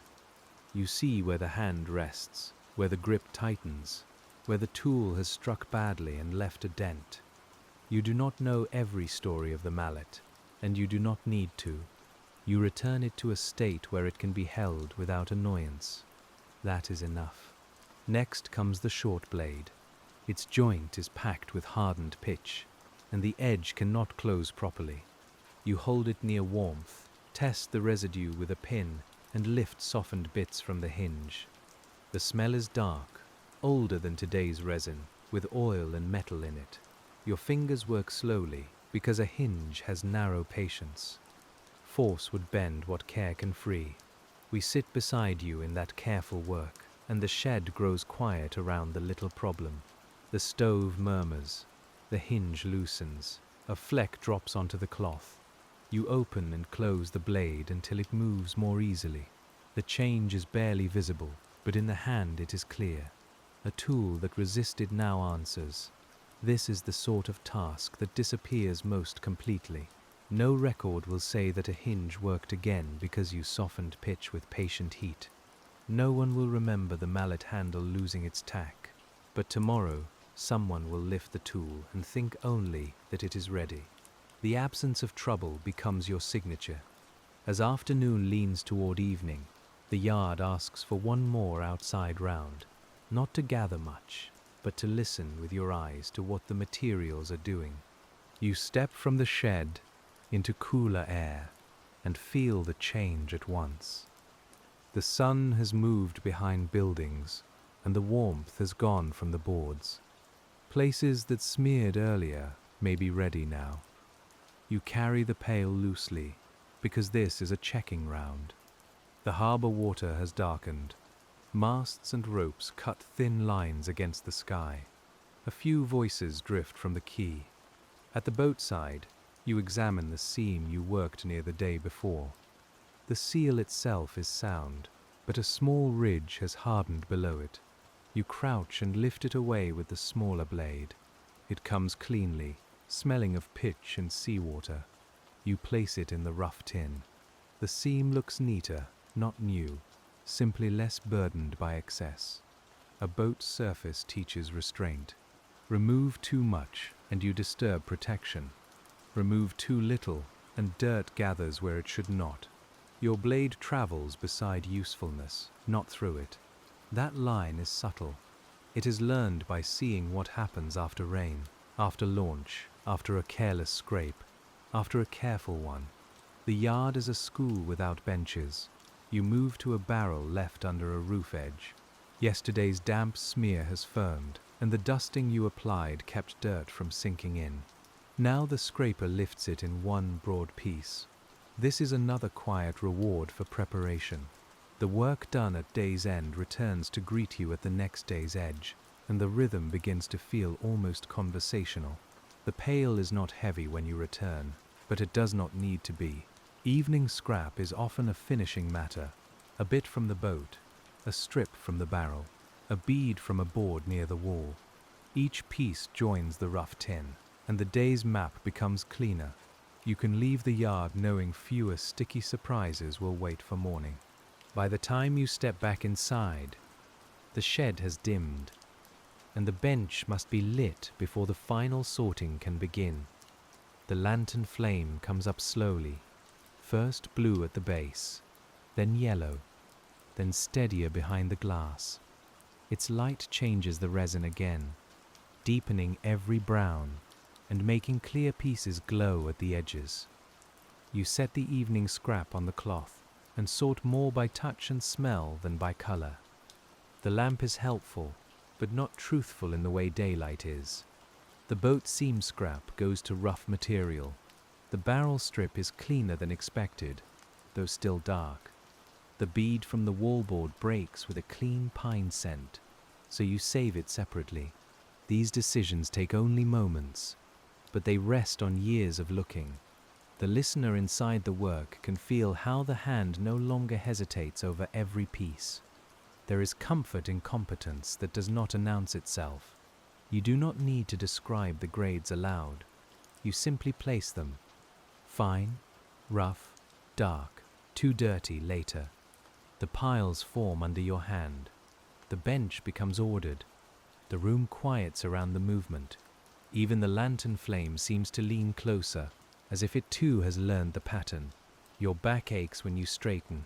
You press a palm against it and breathe. The day has not been harsh, but it has been long in the way repetitive work becomes long, through many small bends, grips, lifts and turns. Sleep will come to such a body without argument, once the hands are washed and the room is warm enough. Still, there are closing acts. The pail must be wiped, the cloth folded or hung, the rough tin covered, the fine scrap kept away from dust, the scraper cleaned before resin hardens along the edge. You move through these acts slowly, but not lazily. They are part of the trade, and leaving them undone would only borrow trouble from tomorrow. We remain with you as the last tacky streak is rubbed from the bench. The rag catches, releases, catches again. You change angle and let the grain help you. A clean patch spreads under your hand. The smell of resin is strongest when rubbed warm by friction, and for a moment the whole room seems to breathe pine. When everything is set in its place, the night outside the shed has thickened, and the old city beyond the yard feels folded into shadow. You step out and look toward the harbor before closing the door. The water is nearly black, but small reflections move across it from lamps and windows. The air carries salt, smoke, damp rope, and the faint sour smell of mud at low edges. Helsinki is not silent, but it is quieter than it was, and the sounds have more space between them. A resin scraper may pass unnoticed in such a city. Your coat looks like many working coats. Your hands are tucked against the cold. No sign hangs above your head. If someone sees you, they may think only that another yard worker is going home. That is true enough. It is also incomplete, as most quick judgments are. We know more because we have stayed with the work. We know the pail, the cloth, the pot, the stove, the knots in pine boards, the barrel rims, the boat seams, the warming and straining. We know the small restraint required to leave a soft bead for morning. We know the dull pleasure of a clean lift after patient waiting. The walk home carries those details inside you. Your boots find the familiar uneven places. Your sleeves hold the smell. Your thumb rubs once against your forefinger, feeling a trace of tack still there. The city lights are low and warm. A window glows above a shop. A cart passes slowly. Someone closes shutters with a wooden clap that sounds softened by distance. In your room, the washing takes time. Warm water is best if you have it. Soap helps. A little oil may loosen what soap cannot. Resin resists, then thins, then leaves the skin almost clean. Almost is the honest word. There will be a trace near the nail, a scent in the cuff, a shine on one knuckle. The day never leaves completely. Night settles over the tools too. In the shed, the scraper rests with its edge clean. The cloths stiffen. The wrapped cakes cool into firmness. The stove loses its red heart. Outside, cold returns to the boards and begins preparing tomorrow's work. The resin waits, and waiting is part of the process, as real as scraping. When another day comes, it brings not only work, but the small question of why such a role stayed hidden while the city around it kept growing. Helsinki in the 1880s is a city balancing between older rhythms and newer ambitions. Stone buildings rise. Rail connections matter. Shops multiply. Offices keep records in careful hands. Yet along the harbor, wood still needs sealing. Barrels still need repair. Tools still need cleaning. And resin still clings to surfaces after larger tasks are done. Your work belongs to that older material patience. The name resin scraper may never have been fixed in the way later readers want names to be fixed. Perhaps someone called you a yard hand. Perhaps someone said you cleaned pitch, scraped tar, prepared resin, helped in the boat shed, or did whatever sticky work needed doing. The title we use now gathers those motions into one quiet figure, so we can see what history blurred. You begin this day in a narrow storeroom where old containers are kept until they are needed again. It smells close and heavy inside. Empty tins, cracked lids, brush pots, and short lengths of rope rest on shelves. Resin has marked many of them. Some marks are useless grime. Some can be recovered. Some need only to be scraped away so the container can close properly. The room is dim, so you carry a lamp. Its light shows every uneven surface. A tin lid has hardened resin around its rim, preventing a proper seal. You warm it near the stove, then slide the scraper along the circle. The ring comes off in sections. Beneath it, the metal shines dully. The lid now sits flatter. A small repair, but a real one. Another tin has rough residue inside, too thin to recover easily, but thick enough to flake into future contents if ignored. You scrape the inner wall carefully, turning the tin as you work. The sound rings softly, metal under metal, muffled by the resin film. Your wrist makes small circles. The lamp flame reflects in the curved surface and wavers with each movement. We stay close because this is the forgotten corner of the forgotten job. Not the visible scraping of boards or barrels, but the maintenance of containers, the cleaning of storage, the prevention of contamination before it has a name. A tin that closes well protects its contents. A clean pot keeps a batch honest. A shelf wiped free of sticky dirt saves many later annoyances. Dust in the storeroom has its own feel. It is not ordinary house dust. It is mixed with ash, fibers, wood powder, old pitch, and the faint grit of harbor life. When it sticks to resin, it becomes a dark skin. You learn to read that skin.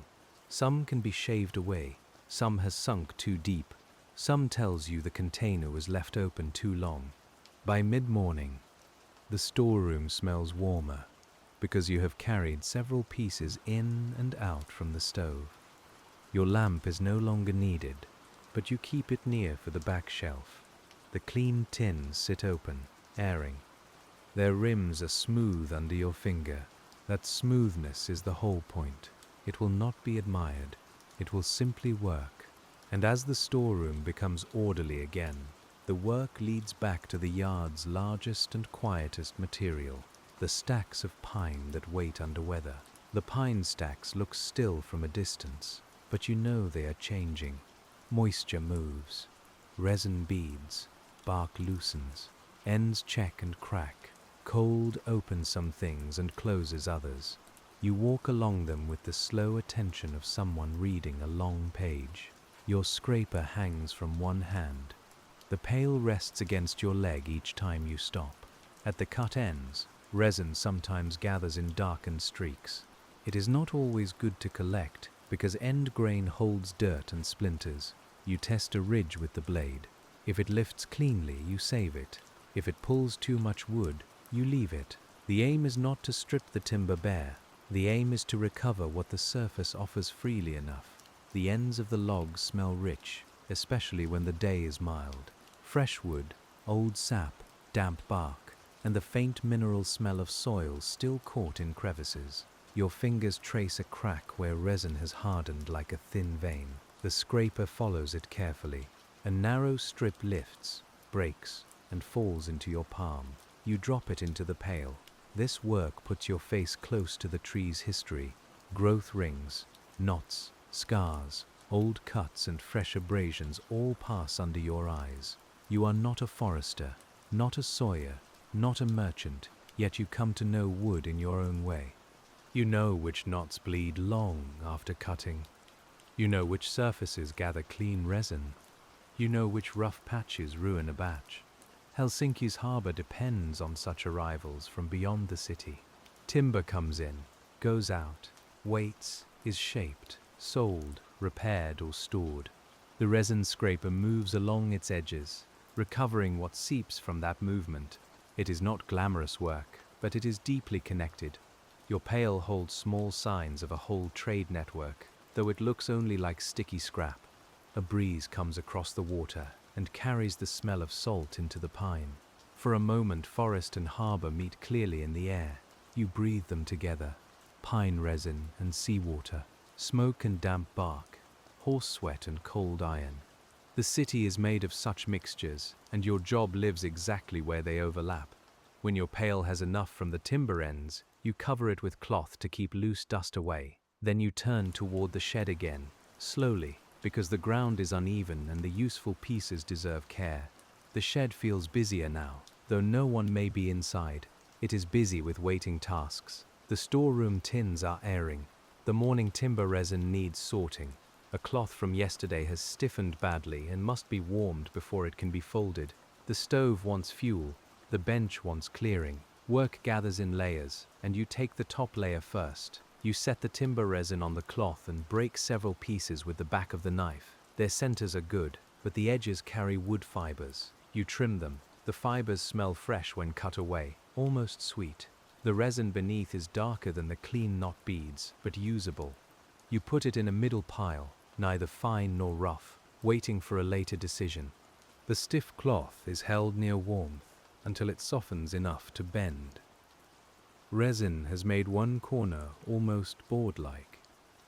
You flex it carefully, not wanting it to crack where it might still serve. This cloth will not strain fine resin again, but it can cover tins or wipe tools. In a yard like this, even downgraded usefulness is respected. We can hear the stove, the cloth, the knife, the pail, each with its own small sound. The room becomes a low orchestra of practical things. No sound rises above the rest. The scrape, the rustle, the tap, the soft thud of a cake placed on wood. Such sounds are why the work can settle the mind, because they repeat without demanding alarm. A little soot falls when you adjust the stove. You wipe it before it reaches the clean pile. This is one reason resin preparation asks for a steady space. Dirt is always near. Soot, ash, sawdust, bark, grit, hair, fibers, and dust drift through working rooms. Clean material is not found by accident. It is protected through many small acts. The middle pile is warmed separately. It may become useful for common mixtures that do not require the brightest clarity. You keep the heat low and stir slowly. The resin smells good, but with a heavier note from the wood fibers. The cloth catches those fibers during straining. The result below is decent, honest, and ready for ordinary use. By the time this batch is poured, your shoulders have warmed from stove work, and the yard outside has grown louder with the full labor of the day. There is a rhythm to the voices outside that tells you what is happening before you look. Short calls mean lifting. Longer calls mean hauling. A burst of laughter means a pause or a mishap small enough to be funny. Silence in one direction may mean careful work with a load. You know the yard by sound, just as you know resin by smell and touch. You step outside with a cleaned tin and return it to the storeroom shelf. The ground has softened slightly. Wheels have pressed dark tracks near the gate. A man carries a coil of rope over one shoulder, and the rope leaves damp marks on his coat. Someone is arguing mildly about a delivery, but the tone has no sharp edge. It is ordinary work talk, rising and falling like weather. Your next task waits near a pile of discarded staves. These are from barrels broken down for repair or reuse. Some are too damaged to serve again as barrel wood, but their inner curves hold streaks of old resin and pitch. You sort through them, choosing the ones with recoverable material. The staves are awkward, curved and springy, and they smell strongly of what they once held. A stave must be braced carefully. You wedge one against a block, hold the upper end with your knee, and scrape along the inside curve. The blade wants to skip where the wood bends. You shorten your stroke. The resin comes away in broken strips, darker than timber resin, with a smell of tar and old storage. This is rough material, but rough material has its place. Your knee feels the curve of the stave through your trousers. The wood is cold, damp at one end, and rough along the broken edge. A splinter catches your sleeve. You pull free slowly so it does not tear. Then you continue. The work does not pause for long over such things. It absorbs them, as water absorbs a small stone dropped from the quay. We notice how many postures the job requires: kneeling by timber, standing at the bench, crouching by boats, leaning over barrels, bracing staves with your knee, holding a pot steady while resin pours. The trade looks simple when named, but the body knows its variety. By evening, different muscles will remember different surfaces. The staves yield a modest amount. Some strips are too dirty. Some go to rough scrap. A few cleaner amber patches surprise you near knots, where the barrel wood still holds its own pine memory beneath the old contents. You save those separately. Even in rough work, the material resists easy categories.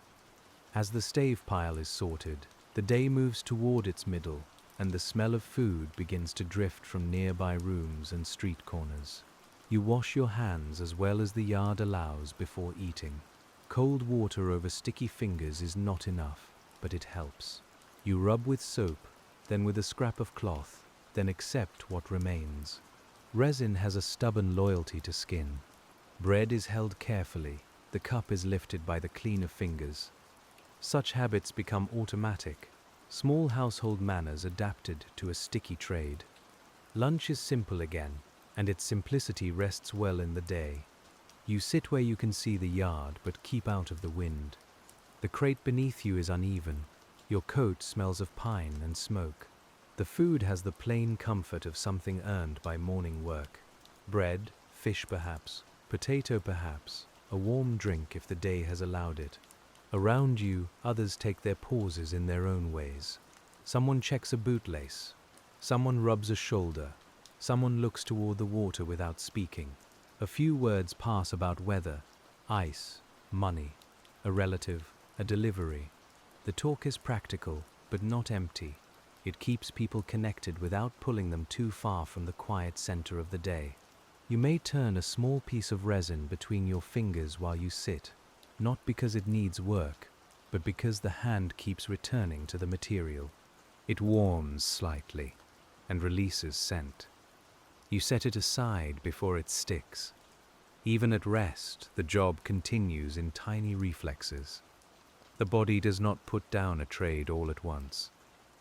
We sit there with you long enough for the breath to slow. The harbor continues moving. A gull stands on a post, feathers lifted by the wind. The water has a dull shine. Helsinki's roofs rise beyond the yard, and smoke drifts from them in pale lines. The city seems both near and far, as working cities often do when viewed from a place of labor. After lunch, the body is slower for a little while. You do not choose the most delicate task immediately. Instead, you return to the staves and rough scrap, where the hands can wake again through broader motions. The scraper moves firmly. The pail shifts.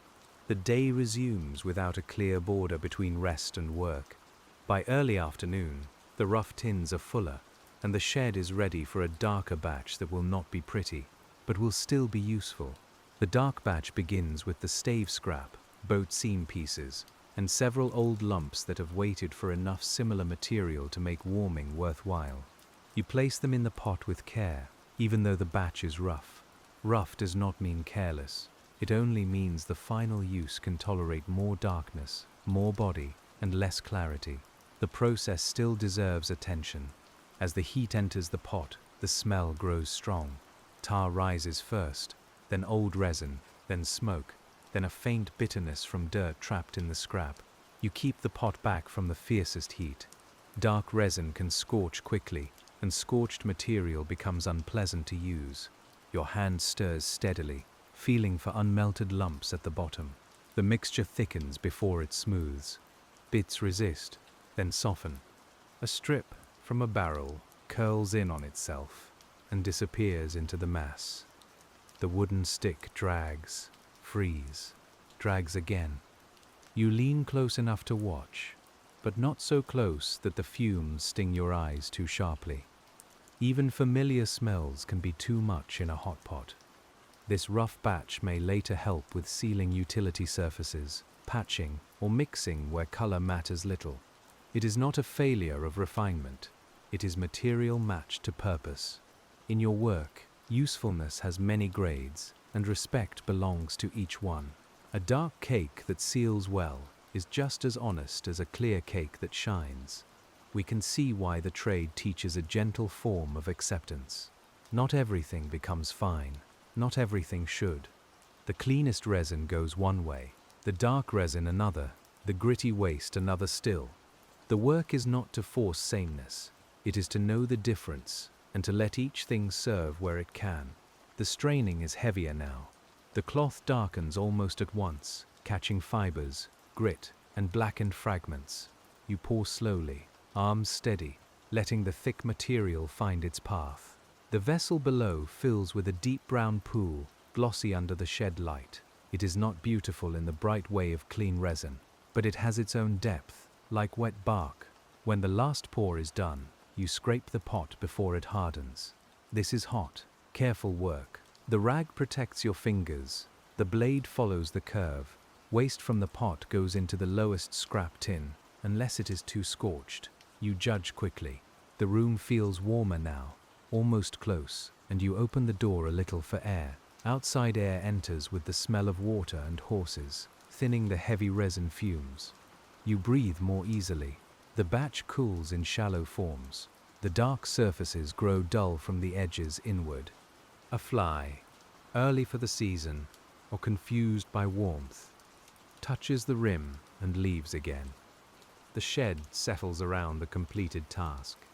As the darker batch cools, the afternoon gives you a quieter interval for repair of your own tool, and we return to the scraper itself.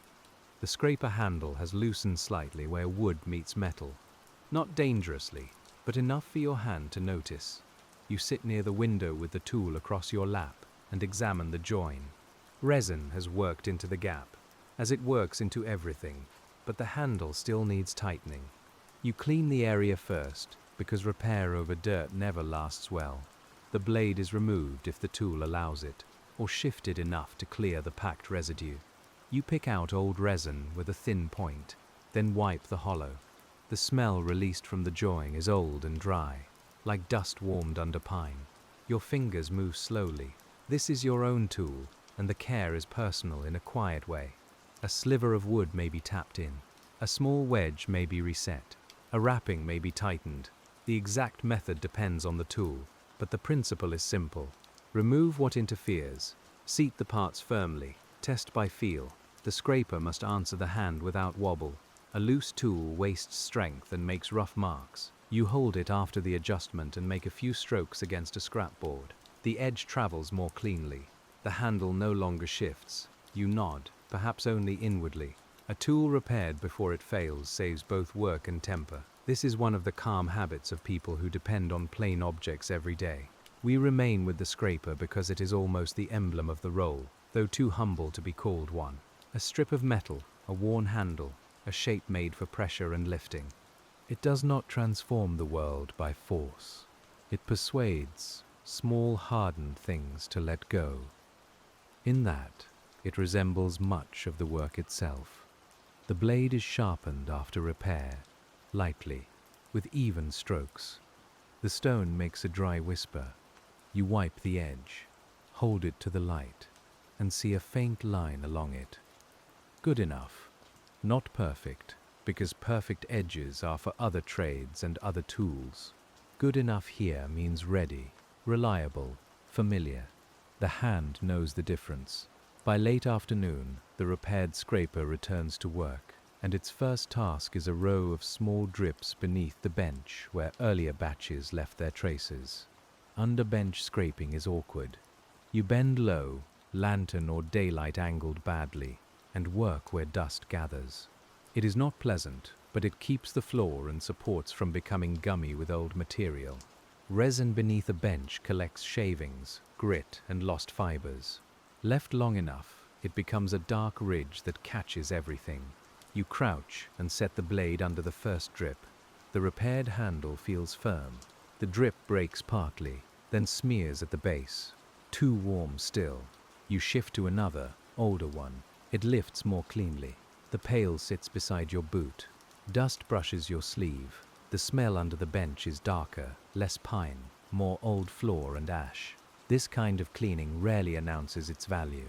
A bench with clear underside simply stays easier to work around. A floor without sticky ridges gathers less filth. A support free of old pitch does not mark a trouser leg or snag cloth. The labor is hidden by its own success, like so much of the Helsinki Resin Scraper's day. Your knees complain after a while, so you stand and stretch slowly. The shed swims brighter for a moment as your back straightens. You breathe, then return for the last few drips. The body sets limits, and good work listens. You change posture when needed. You shift hands. You take the task in portions. Endurance is not the same as force. The gathered underbench scrap is mostly waste. Too much dirt, too much ash. Still, a few pieces from newer drips can be saved for rough use. You sort them at the bench, rejecting more than you keep. There is no disappointment in that. The point of checking is to know. The point of sorting is to keep trouble out of better material. A clean sweep follows. The broom is rough, its bristles bent from years of use. It moves sawdust, flakes, and grey dirt toward the door. The sound is soft and sandy. You pause to pick out one good chip before the sweepings leave the shed. Even near waste, the eye keeps looking. Habit does not turn off quickly. When the floor is clearer and the bench legs are free of heavy drips, the room feels subtly lighter, though perhaps no visitor could say why. This is often how maintenance works. It changes the feeling of a place before it changes the appearance. The rag no longer catches. The boot no longer sticks. The pail sits flat. The tool rests cleanly. You sense the difference through movement. A smoother room makes smoother work, and smoother work asks less from tired hands. The afternoon light has gone thin again, and you move the dark batch to its storage place. It has cooled enough to handle with cloth. Each cake is wrapped less carefully than the fine resin, but still well enough to keep dust away. The wrapping cloth sticks at one corner. You ease it free, adjust it, and tie it again. You mark the rough batch by placement. Perhaps there is a chalk mark, perhaps only a known shelf. The important thing is that no one mistakes it for cleaner material. In a small yard, systems may be simple, but they cannot be vague. Your order is a language. Others read it through habit, just as you read resin through touch. A worker comes in for the repaired short blade, and you hand it over without comment. He opens and closes it, feels the freer hinge, and gives a brief nod. That is the whole exchange. It is enough. In workplaces like this, gratitude often travels as a nod, a tool returned to use, and the absence of complaint later. We let that nod remain small. There is no need to enlarge it. The sleepiness of this world depends on keeping things at their true size. A hinge works, a scraper holds, a batch cools, a shelf is ordered. The day continues. Calm comes not from pretending the work is grand, but from noticing how complete the small acts can feel. Evening is close now, and the final outside air has a blue edge to it when you open the shed door. You take one last walk to the timber, as always. Not because much will be done, but because looking now prepares tomorrow. The boards are cooling. Resin that shone earlier has gone dull. A few beads are not ready. A few ridges may lift if frost deepens overnight. You touch none of them yet. You let them become tomorrow's first work. At the barrel roof, you check that the repaired staves are covered. A loose cloth is pulled over them and weighted with a short length of wood. The cloth smells damp, and your fingers smell of resin when you let go. The gesture takes only a moment, but in the morning the staves will be drier for it. Work often extends itself through such small foresight. The boat side is quiet, hulls rest in shadow. The seams you cleaned look dark and still. Water nearby moves with a slow slap against wood. You stand there for a breath or two, feeling the cold rise from the ground. The harbor has its own sleeping rhythm, never fully still, but never hurried in the dark. Helsinki beyond the yard is beginning to light its windows. Yellow squares appear above streets. Smoke thickens in the falling air. A bell sounds somewhere, its tone softened by distance and damp. You turn back before the cold settles too deeply into your coat. The shed waits with its lantern and its resin scent, and your day needs closing. Inside, you make tomorrow's bench ready. The repaired scraper is placed where it can be taken up without searching. The rough cloth is folded. The fine cloth is covered. The pot is scraped one more time along the rim. The stove is checked and allowed to fall. Each act has been done before. Each will be done again. The repetition might seem like sameness from far away, but inside it, every day has its small differences. Frost or rain, clean resin or rough, barrels or boats, a loose handle, a useful delivery, a stubborn hinge. The pattern holds these variations gently, giving the work shape without making it rigid. You live inside that shape. When you finally close the door, your hand rests on the latch a moment longer than needed, feeling the cool iron through the tack left on your skin. The night walk is quiet, and your thoughts, if they come, move at the same pace as your feet. You may think of the clean batch delivered that day. You may think of the bead left for morning. You may think of nothing in particular, only the next step, the next breath, the next warm room. After repetitive work, thought often becomes simple and kind.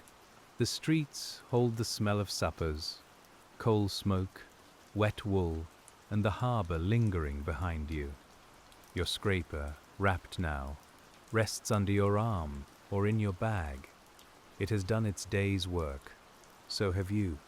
Still, the job continues invisibly in the cooling boards, in the wrapped cakes, in the shop shelf, in the barrel rim that no longer catches a hand. At the basin, washing is slower because dark batch resin clings more stubbornly. You work soap into the lines of your palm. You rub the thumb, the side of the forefinger, the nail beds. Warm water clouds faintly. A little tack remains near one cuticle. You leave it for now. Some things loosen only after sleep, warmth, and the ordinary wear of living. Your room is modest, perhaps shared, perhaps narrow, perhaps warmed by a stove that has its own habits. The day's sounds fade, but the body keeps a faint echo of scraping. Wrist, shoulder, back, knee. Each carries a low note. You sit, and those notes settle. There is no need to make meaning from them. They are simply the body's account of honest repetition. In the shed, the dark batch has fully hardened by now. The fine cloth rests untouched. The pails are empty and ready. The timber outside cools under the night. Resin tightens in beads no bigger than peas. Frost may come. If it does, tomorrow's first hour will be good for clean lifting. The work is already arranging itself, and when morning returns again, it comes with frost bright on the boards, and with a particular stillness that makes the resin sound clear when it falls into tin. You arrive before the yard is crowded. The frost lies in thin lines along plank edges and barrel hoops. It makes the world look lightly drawn. Your breath rises. The scraper handle is cold enough to sting at first touch. You flex your fingers around it, and begin with the bead you left near the north stack, because the mind likes to keep promises made the night before. It lifts perfectly. The sound is small, but satisfying.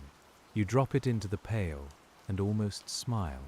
Around it, several other beads have hardened cleanly overnight. You work them one by one, careful not to knock frost into the pail. The clean pieces are pale and bright at the break. The air smells faintly of pine only when they open. A frosty morning is one of the best times for a resin scraper, though it is not the easiest on the body. The cold stiffens fingers, tightens shoulders, and makes breath visible, but it also makes resin crisp. The blade can slide beneath hardened edges without dragging. The pail fills with cleaner sound. Work that would have smeared yesterday now comes away almost willingly. We move slowly along the same boards, and the repetition feels almost ceremonial in the cold. Scraper under bead. pressure, lift, tick into tin. Scraper under ridge, pressure, lift, tick into tin. The pattern is regular but not sharp. Each surface changes it slightly. Each knot asks for its own small adjustment. The frost brightens the yard, even before strong daylight. Barrels wear pale rims. Rope fibers glitter. The edges of footprints look clean and new. A gull's call travels over the cold harbor, thin and far. Somewhere, a door opens, and warm air briefly carries the smell of coffee or soup before the cold takes it apart. You keep the pail covered between sections, because frost melting into clean resin would complicate the batch. Lift cloth, drop pieces, cover again. A simple motion repeated many times. The cloth grows stiff at the edges. Your fingers grow slower. You pause near the stove door when you pass the shed, letting heat return to them before going out again. This morning's clean resin is worth the discomfort. You can see it in the pail.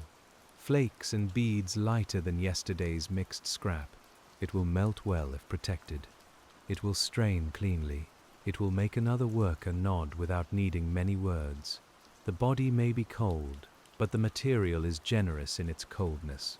By the time the sun has risen above the roofs, the best frost scraping is done, and the day shifts naturally from outside gathering to indoor care. The shed warmth feels almost luxurious after the frosty yard. You do not remove your coat at once. Instead, you stand near the stove and let the cold leave you in stages. Fingers first, then wrists, then shoulders. The pail sits on the bench, covered, waiting. If you warm the resin too fast while it still holds frost, it may carry moisture into the pot. So you wait a little. Waiting has many forms in this work. You wait for resin to harden. You wait for damp scrap to dry. You wait for heat to enter a pot slowly. You wait for cloth to drain. You wait for your own hands to warm enough to judge properly. None of this waiting is empty. It keeps the work aligned with the material. When the frost has vanished from the pail cloth, you begin sorting. The pieces are clean enough that the task feels almost gentle. Most go to the fine pile. A few with bark fibers are trimmed. One piece has a tiny stone embedded in its underside, probably picked up from a board dragged across the yard. You remove it and set that piece aside for rougher use. The clean batch melts beautifully. The flakes soften without darkening. The smell rises fresh and bright, pine warmed just enough to release itself. You stir slowly, and the surface folds like thick amber syrup. The shed light catches it. For a moment, the pot seems to hold all the pale morning, changed into scent and shine. This is not a spectacle. It is a worker's private reward. A good batch proves the morning choices. You waited for frost. You kept moisture out. You sorted with care. Now the material answers. It moves smoothly. It strains well. The cloth catches little. The vessel below fills with clean resin, and the day feels orderly from the inside. We let the straining take its time. Drop after drop, thread after thread, the resin passes through. Your arms rest when they can. Your eyes watch for grit. The stove clicks. Outside, the yard grows louder, but inside this task remains slow. The listener can rest here, because nothing sudden is coming, only warmth, gravity, cloth and patience. Once the fine batch is poured, it cools in shallow molds, each one set level on the bench. You check the table with your hand first, because a tilted mold makes uneven cakes. The resin settles into quiet surfaces. A small bubble near the edge is lifted with a stick. Another is left because it will not matter. Judgment again, even in the smallest details. As the fine cakes cool, the day carries you toward an errand that shows how such modest labor moved through the city's practical life. A shopkeeper has asked for a small amount of cleaner resin, and the batch from the earlier week is ready. You wrap the cakes in cloth, place them in a wooden box, and carry them away from the harbor. The morning is still cold, and the box feels firm against your hip. Your steps are careful on frosted patches. Helsinki's streets shine where sun touches ice. The city smells different away from the water. More smoke, more bread. More animals in courtyards. More damp wool as people pass. Yet pine resin remains with you, rising from the box whenever the cloth shifts. It is as if the harbor and forest walk beside you through the streets, quiet companions carried in a worker's arms. At the shop, the door opens to a close room lined with shelves. Glass jars, tins, brushes, bundles and powders rest in careful clutter. The shopkeeper's hands are stained from his own materials. He takes the resin, breaks a small edge, and warms it briefly between fingers. "Good," he says, perhaps, or simply nods. Practical approval is often brief. You may watch him place it near linseed oil and other ingredients. He will know what he needs from it. Perhaps a varnish for woodwork. Perhaps a sealing mix for a customer who does not need perfection, only durability. Perhaps a polish used in some small interior where light will later lie on the surface and never reveal the yard that helped make it possible. This is how the Helsinki Resin Scraper's work enters rooms you may never see. It may become part of a chair, a tool chest, a windowsill, a boat fitting, a handle, a repaired box. It moves from sticky scrap to warmed mixture to thin layer. The transformation is quiet, and each stage hides the one before it. On the walk back, your box is lighter, your hands swing more freely. The cold has eased a little, and thaw begins at the street edges. You pass people whose trades have names more easily recognized: baker, clerk, driver, seamstress, carpenter. Your own role may be described only when needed, and perhaps differently by each person who says it. Yet the work is real whether or not the name is stable. You scrape resin, you clean tools, you recover material, you sort by quality, you prepare batches. You keep sticky disorder from overtaking useful surfaces. That is enough for a life of labor, and enough for us to follow gently through the day. When you return to the yard, thaw has begun, and the same surfaces that gave clean flakes in the morning are already becoming softer under the pale sun. You notice the change before touching anything. The boards have lost their white edges. Dark patches widen where frost has melted. Resin beads that were crisp at dawn now shine wetly. The pail you carried earlier would not fill the same way now. The day has turned, and so must the task. You leave the exposed timber and choose shaded work instead. In the shade behind the shed, several old planks remain cold. Their resin is still firm enough to lift. The space smells of damp earth, old sawdust, and the back wall mustiness that sunlight rarely reaches. You crouch there with the pail between your boots. The scraper moves in shorter strokes because the boards are rough and partly hidden by shadow. This shaded work feels more private. The yard sounds arrive around the corner, softened. A cart passes, but you see only the wheel shadow. Someone calls from near the gate. The words blur. Your attention rests on the plank before you, on the small amber seam beside a knot, on the way the blade must tilt to avoid splintering the raised grain. A resin scraper learns to follow temperature like a map. Sun side, shade side, wind side, stove side. Morning surface, noon surface, evening surface. The same board can give clean flakes, sticky strings, or nothing useful at all depending on the hour. This is why the job cannot be reduced to one motion. It is a conversation with conditions. You finish the shaded planks just as they begin to soften. The last bead smears slightly, and that tells you to stop. You wipe the blade, cover the pail, and stand. There is no frustration in stopping at the right time. It is a form of respect for the material and for tomorrow's work. What smears today may lift cleanly after another cold night. Back in the shed, you place the shaded scrap apart from the morning frost batch. It is clean enough, but a little softer, a little more dusted by the wall. It will be judged later. The day has given several grades already, each tied to an hour, a place, and a weather change. Your bench quietly records them all. As the thaw continues outside, we turn to one of the slowest tasks, removing resin from rope and fiber where saving the material is harder and the smell is deeper. Not all rope is worth cleaning, and not all sticky fiber can be saved, but some short lengths, used near pitchwork or dragged across resinous surfaces, become stiff in patches, while still useful for rough tying, binding, or temporary work. You take a piece from the pile and bend it. It resists at one spot where resin and dirt have hardened between the strands. Rope cleaning asks for patience of another kind. Scraping alone can damage fibers. Heat alone can drive resin deeper. You warm the stiff patch lightly, then work it with your fingers, flexing it, loosening the strands, lifting what gathers on the outside with a small blade. The smell is heavy, hemp and tar and pine together, with a damp note from storage. Your fingertips feel the rope's roughness through the tack. Fibers catch at dry skin. A small splinter of old pitch flakes away and sticks to your cuff. You turn the rope and work from another side.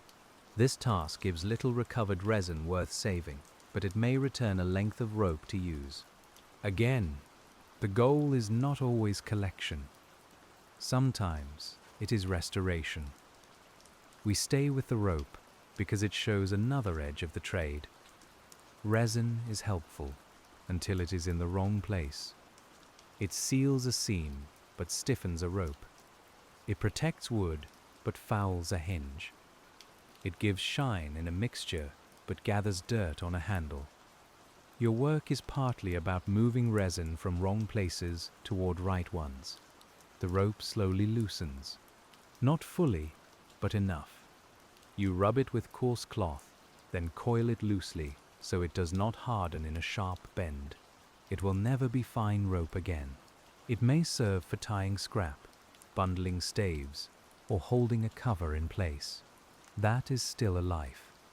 In a working yard, reduced use is not the same as uselessness. Another length is too far gone. The resin has hardened deep, and grit has cut into the fibers.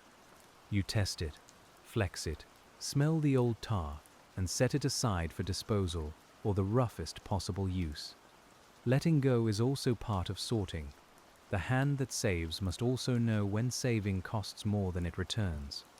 The rope work leaves your fingers especially dirty. Resin mixed with fiber makes a grey tack that clings stubbornly. You wipe, warm, wipe again. The cloth comes away streaked.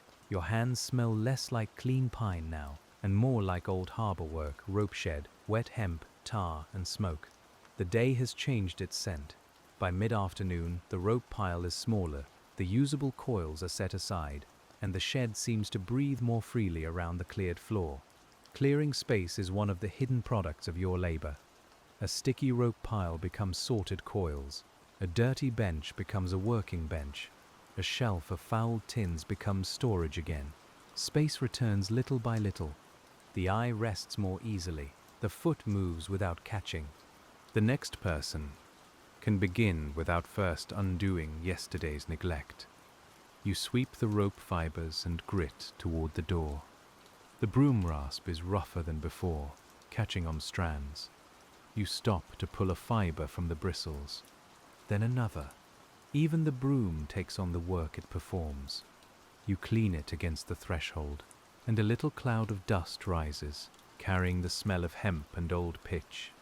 Outside, the thaw has made the yard muddy near the gate. You avoid that area when carrying clean material. Mud and resin together make a stubborn mess. Instead, you choose the plank path, stepping where the boards are least slick. The pail in your hand contains a small amount of rope scrap, too dirty for fine use, but possibly useful for the darkest batch. This is a lower kind of material, and you treat it accordingly. It will need strong heat, careful watching, and perhaps more rejection than saving. You do not mix it with better scrap. The bench order protects every future batch. It may seem fussy to someone who does not work with sticky things. To you, it is simply how trouble is kept in its proper corner. The afternoon light grows warmer through the shed window, and the fine cakes from morning have cooled. You test one edge. Firm, smooth, clean enough to wrap. The contrast between those pale cakes and the dirty rope scrap is almost comical, though you do not laugh aloud. Both came through your hands on the same day. Both belong to the trade. We wrap the fine cakes first, because clean work should be finished before dirty work spreads. Cloth around cake. Fold. Press. Tie. Set aside. Again. Again. The motions are unhurried and even. The cakes knock softly when moved. Their scent is gentle now, no longer rising as strongly as when warm. Clean resin sleeps quietly once cooled. Only after the clean batch is stored do you return to the darker scrap, and the shed's mood shifts toward heavier, end-of-day usefulness. The lowest batch is not always made.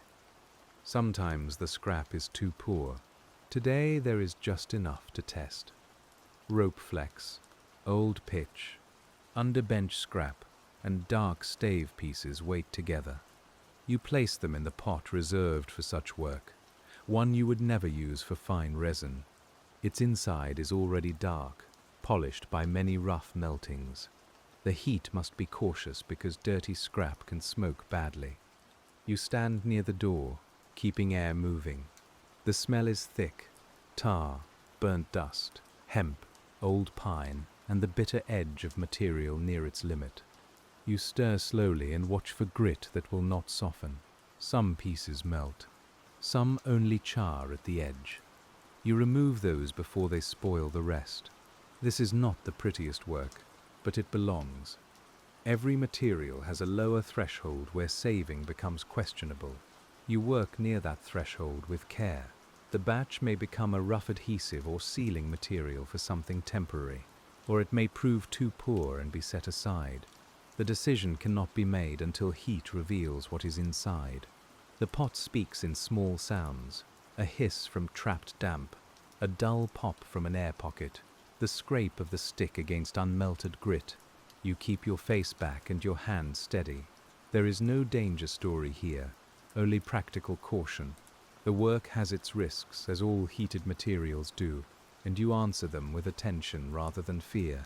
When the mixture has given what it can, you strain it through the coarsest cloth. Much remains behind. The portion below is dark, nearly black in the low light, with a brown gleam where it thins near the edge. You judge it good enough for the roughest use. Not much, but enough. The rest is waste, and this time waste is honest. You scrape the pot immediately, because rough resin hardens like stubborn memory.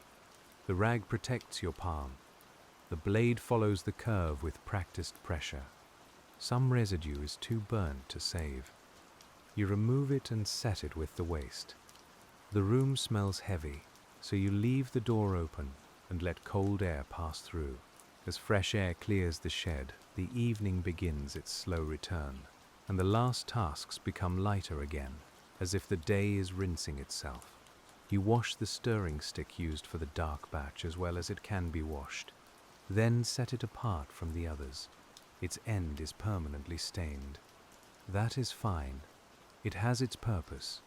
The coarsest cloth is hung where nobody will mistake it for clean straining cloth. The fine tools are moved away from the dark pot. Separation again is the quiet law of the room. The clean cakes are checked once more. The wrapping is sound. The shelf is dry. You place them beside earlier clean batches and feel the small satisfaction of order. The rough cakes sit elsewhere, dark and plain. The lowest batch, once cooled, will go below, near materials used for temporary patching and dirty work. Each level has a place. Your hands are tired enough that the final wiping feels slow. You lean into it with the whole arm rather than only the wrist. The bench accepts the cloth. A shine of tack dulls, then disappears. The scraper edge is wiped clean, then touched to the stone. Not a full sharpening, just enough to remove the day's roughness and prepare for morning. The harbor outside has quieted. Thaw water drips from roofs. The ground is darker than at dawn. Frost will return if the night clears, and you find yourself hoping it will, because frost gives clean morning work. Such hopes are small and practical. Weather is not scenery to you. It is part of the tool set. We stand a moment with the open door, letting the last heavy smell leave the shed. Cold air moves across the floor. The lantern flame leans, then steadies.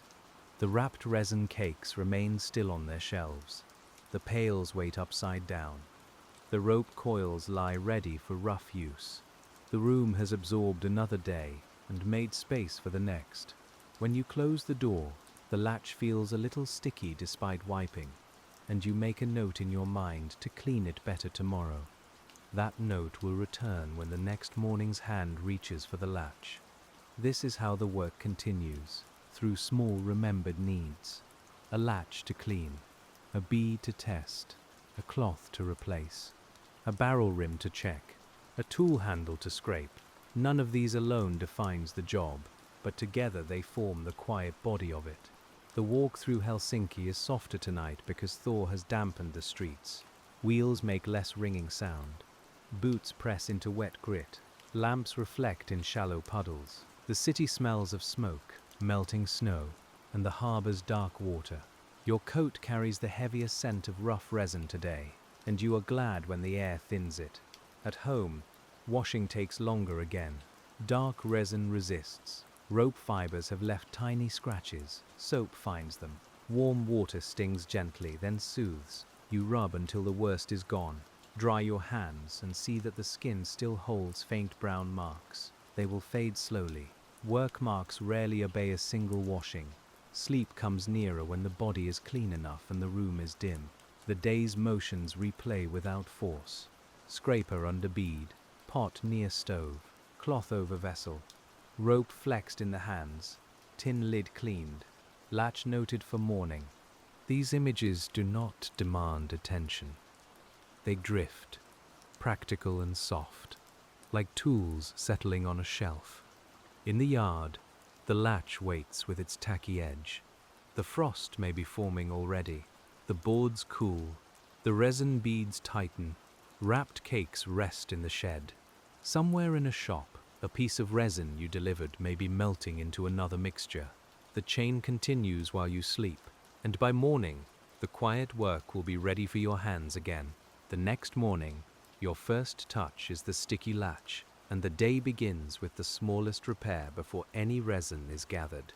The latch gives after a careful scrape, and the door opens into the familiar resin-scented dimness. You clean the iron slowly, removing only the tack that made it catch, and when your hand closes over it again, the metal feels plain and usable. That is enough. The shed accepts the morning without fuss. The day remains small after that.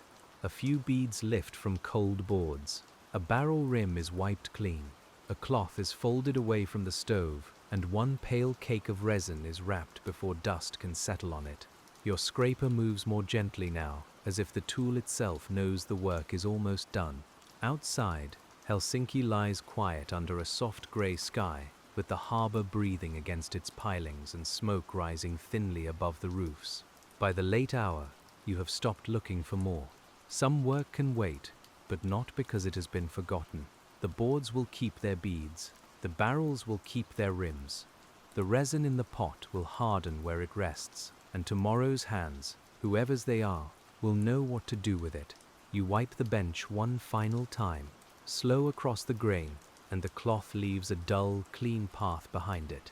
The scraper is cleaned and laid in its place. The pails are turned over.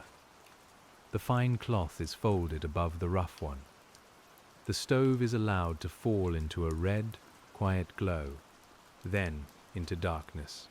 The room smells of pine, ash, damp wool, old wood, and the faint sweetness of warmed resin cooling in the corner. You stand at the doorway for a moment before closing it. The yard has gone still. The stacked timber is dark. The harbour lamps tremble on the water. Nothing asks to be hurried now. The day has given what it had to give, in flakes, in drops, in patient little tasks. The latch settles cleanly under your hand. Inside, the tools rest where they belong, the bench is still, and the resin cools in the quiet dark.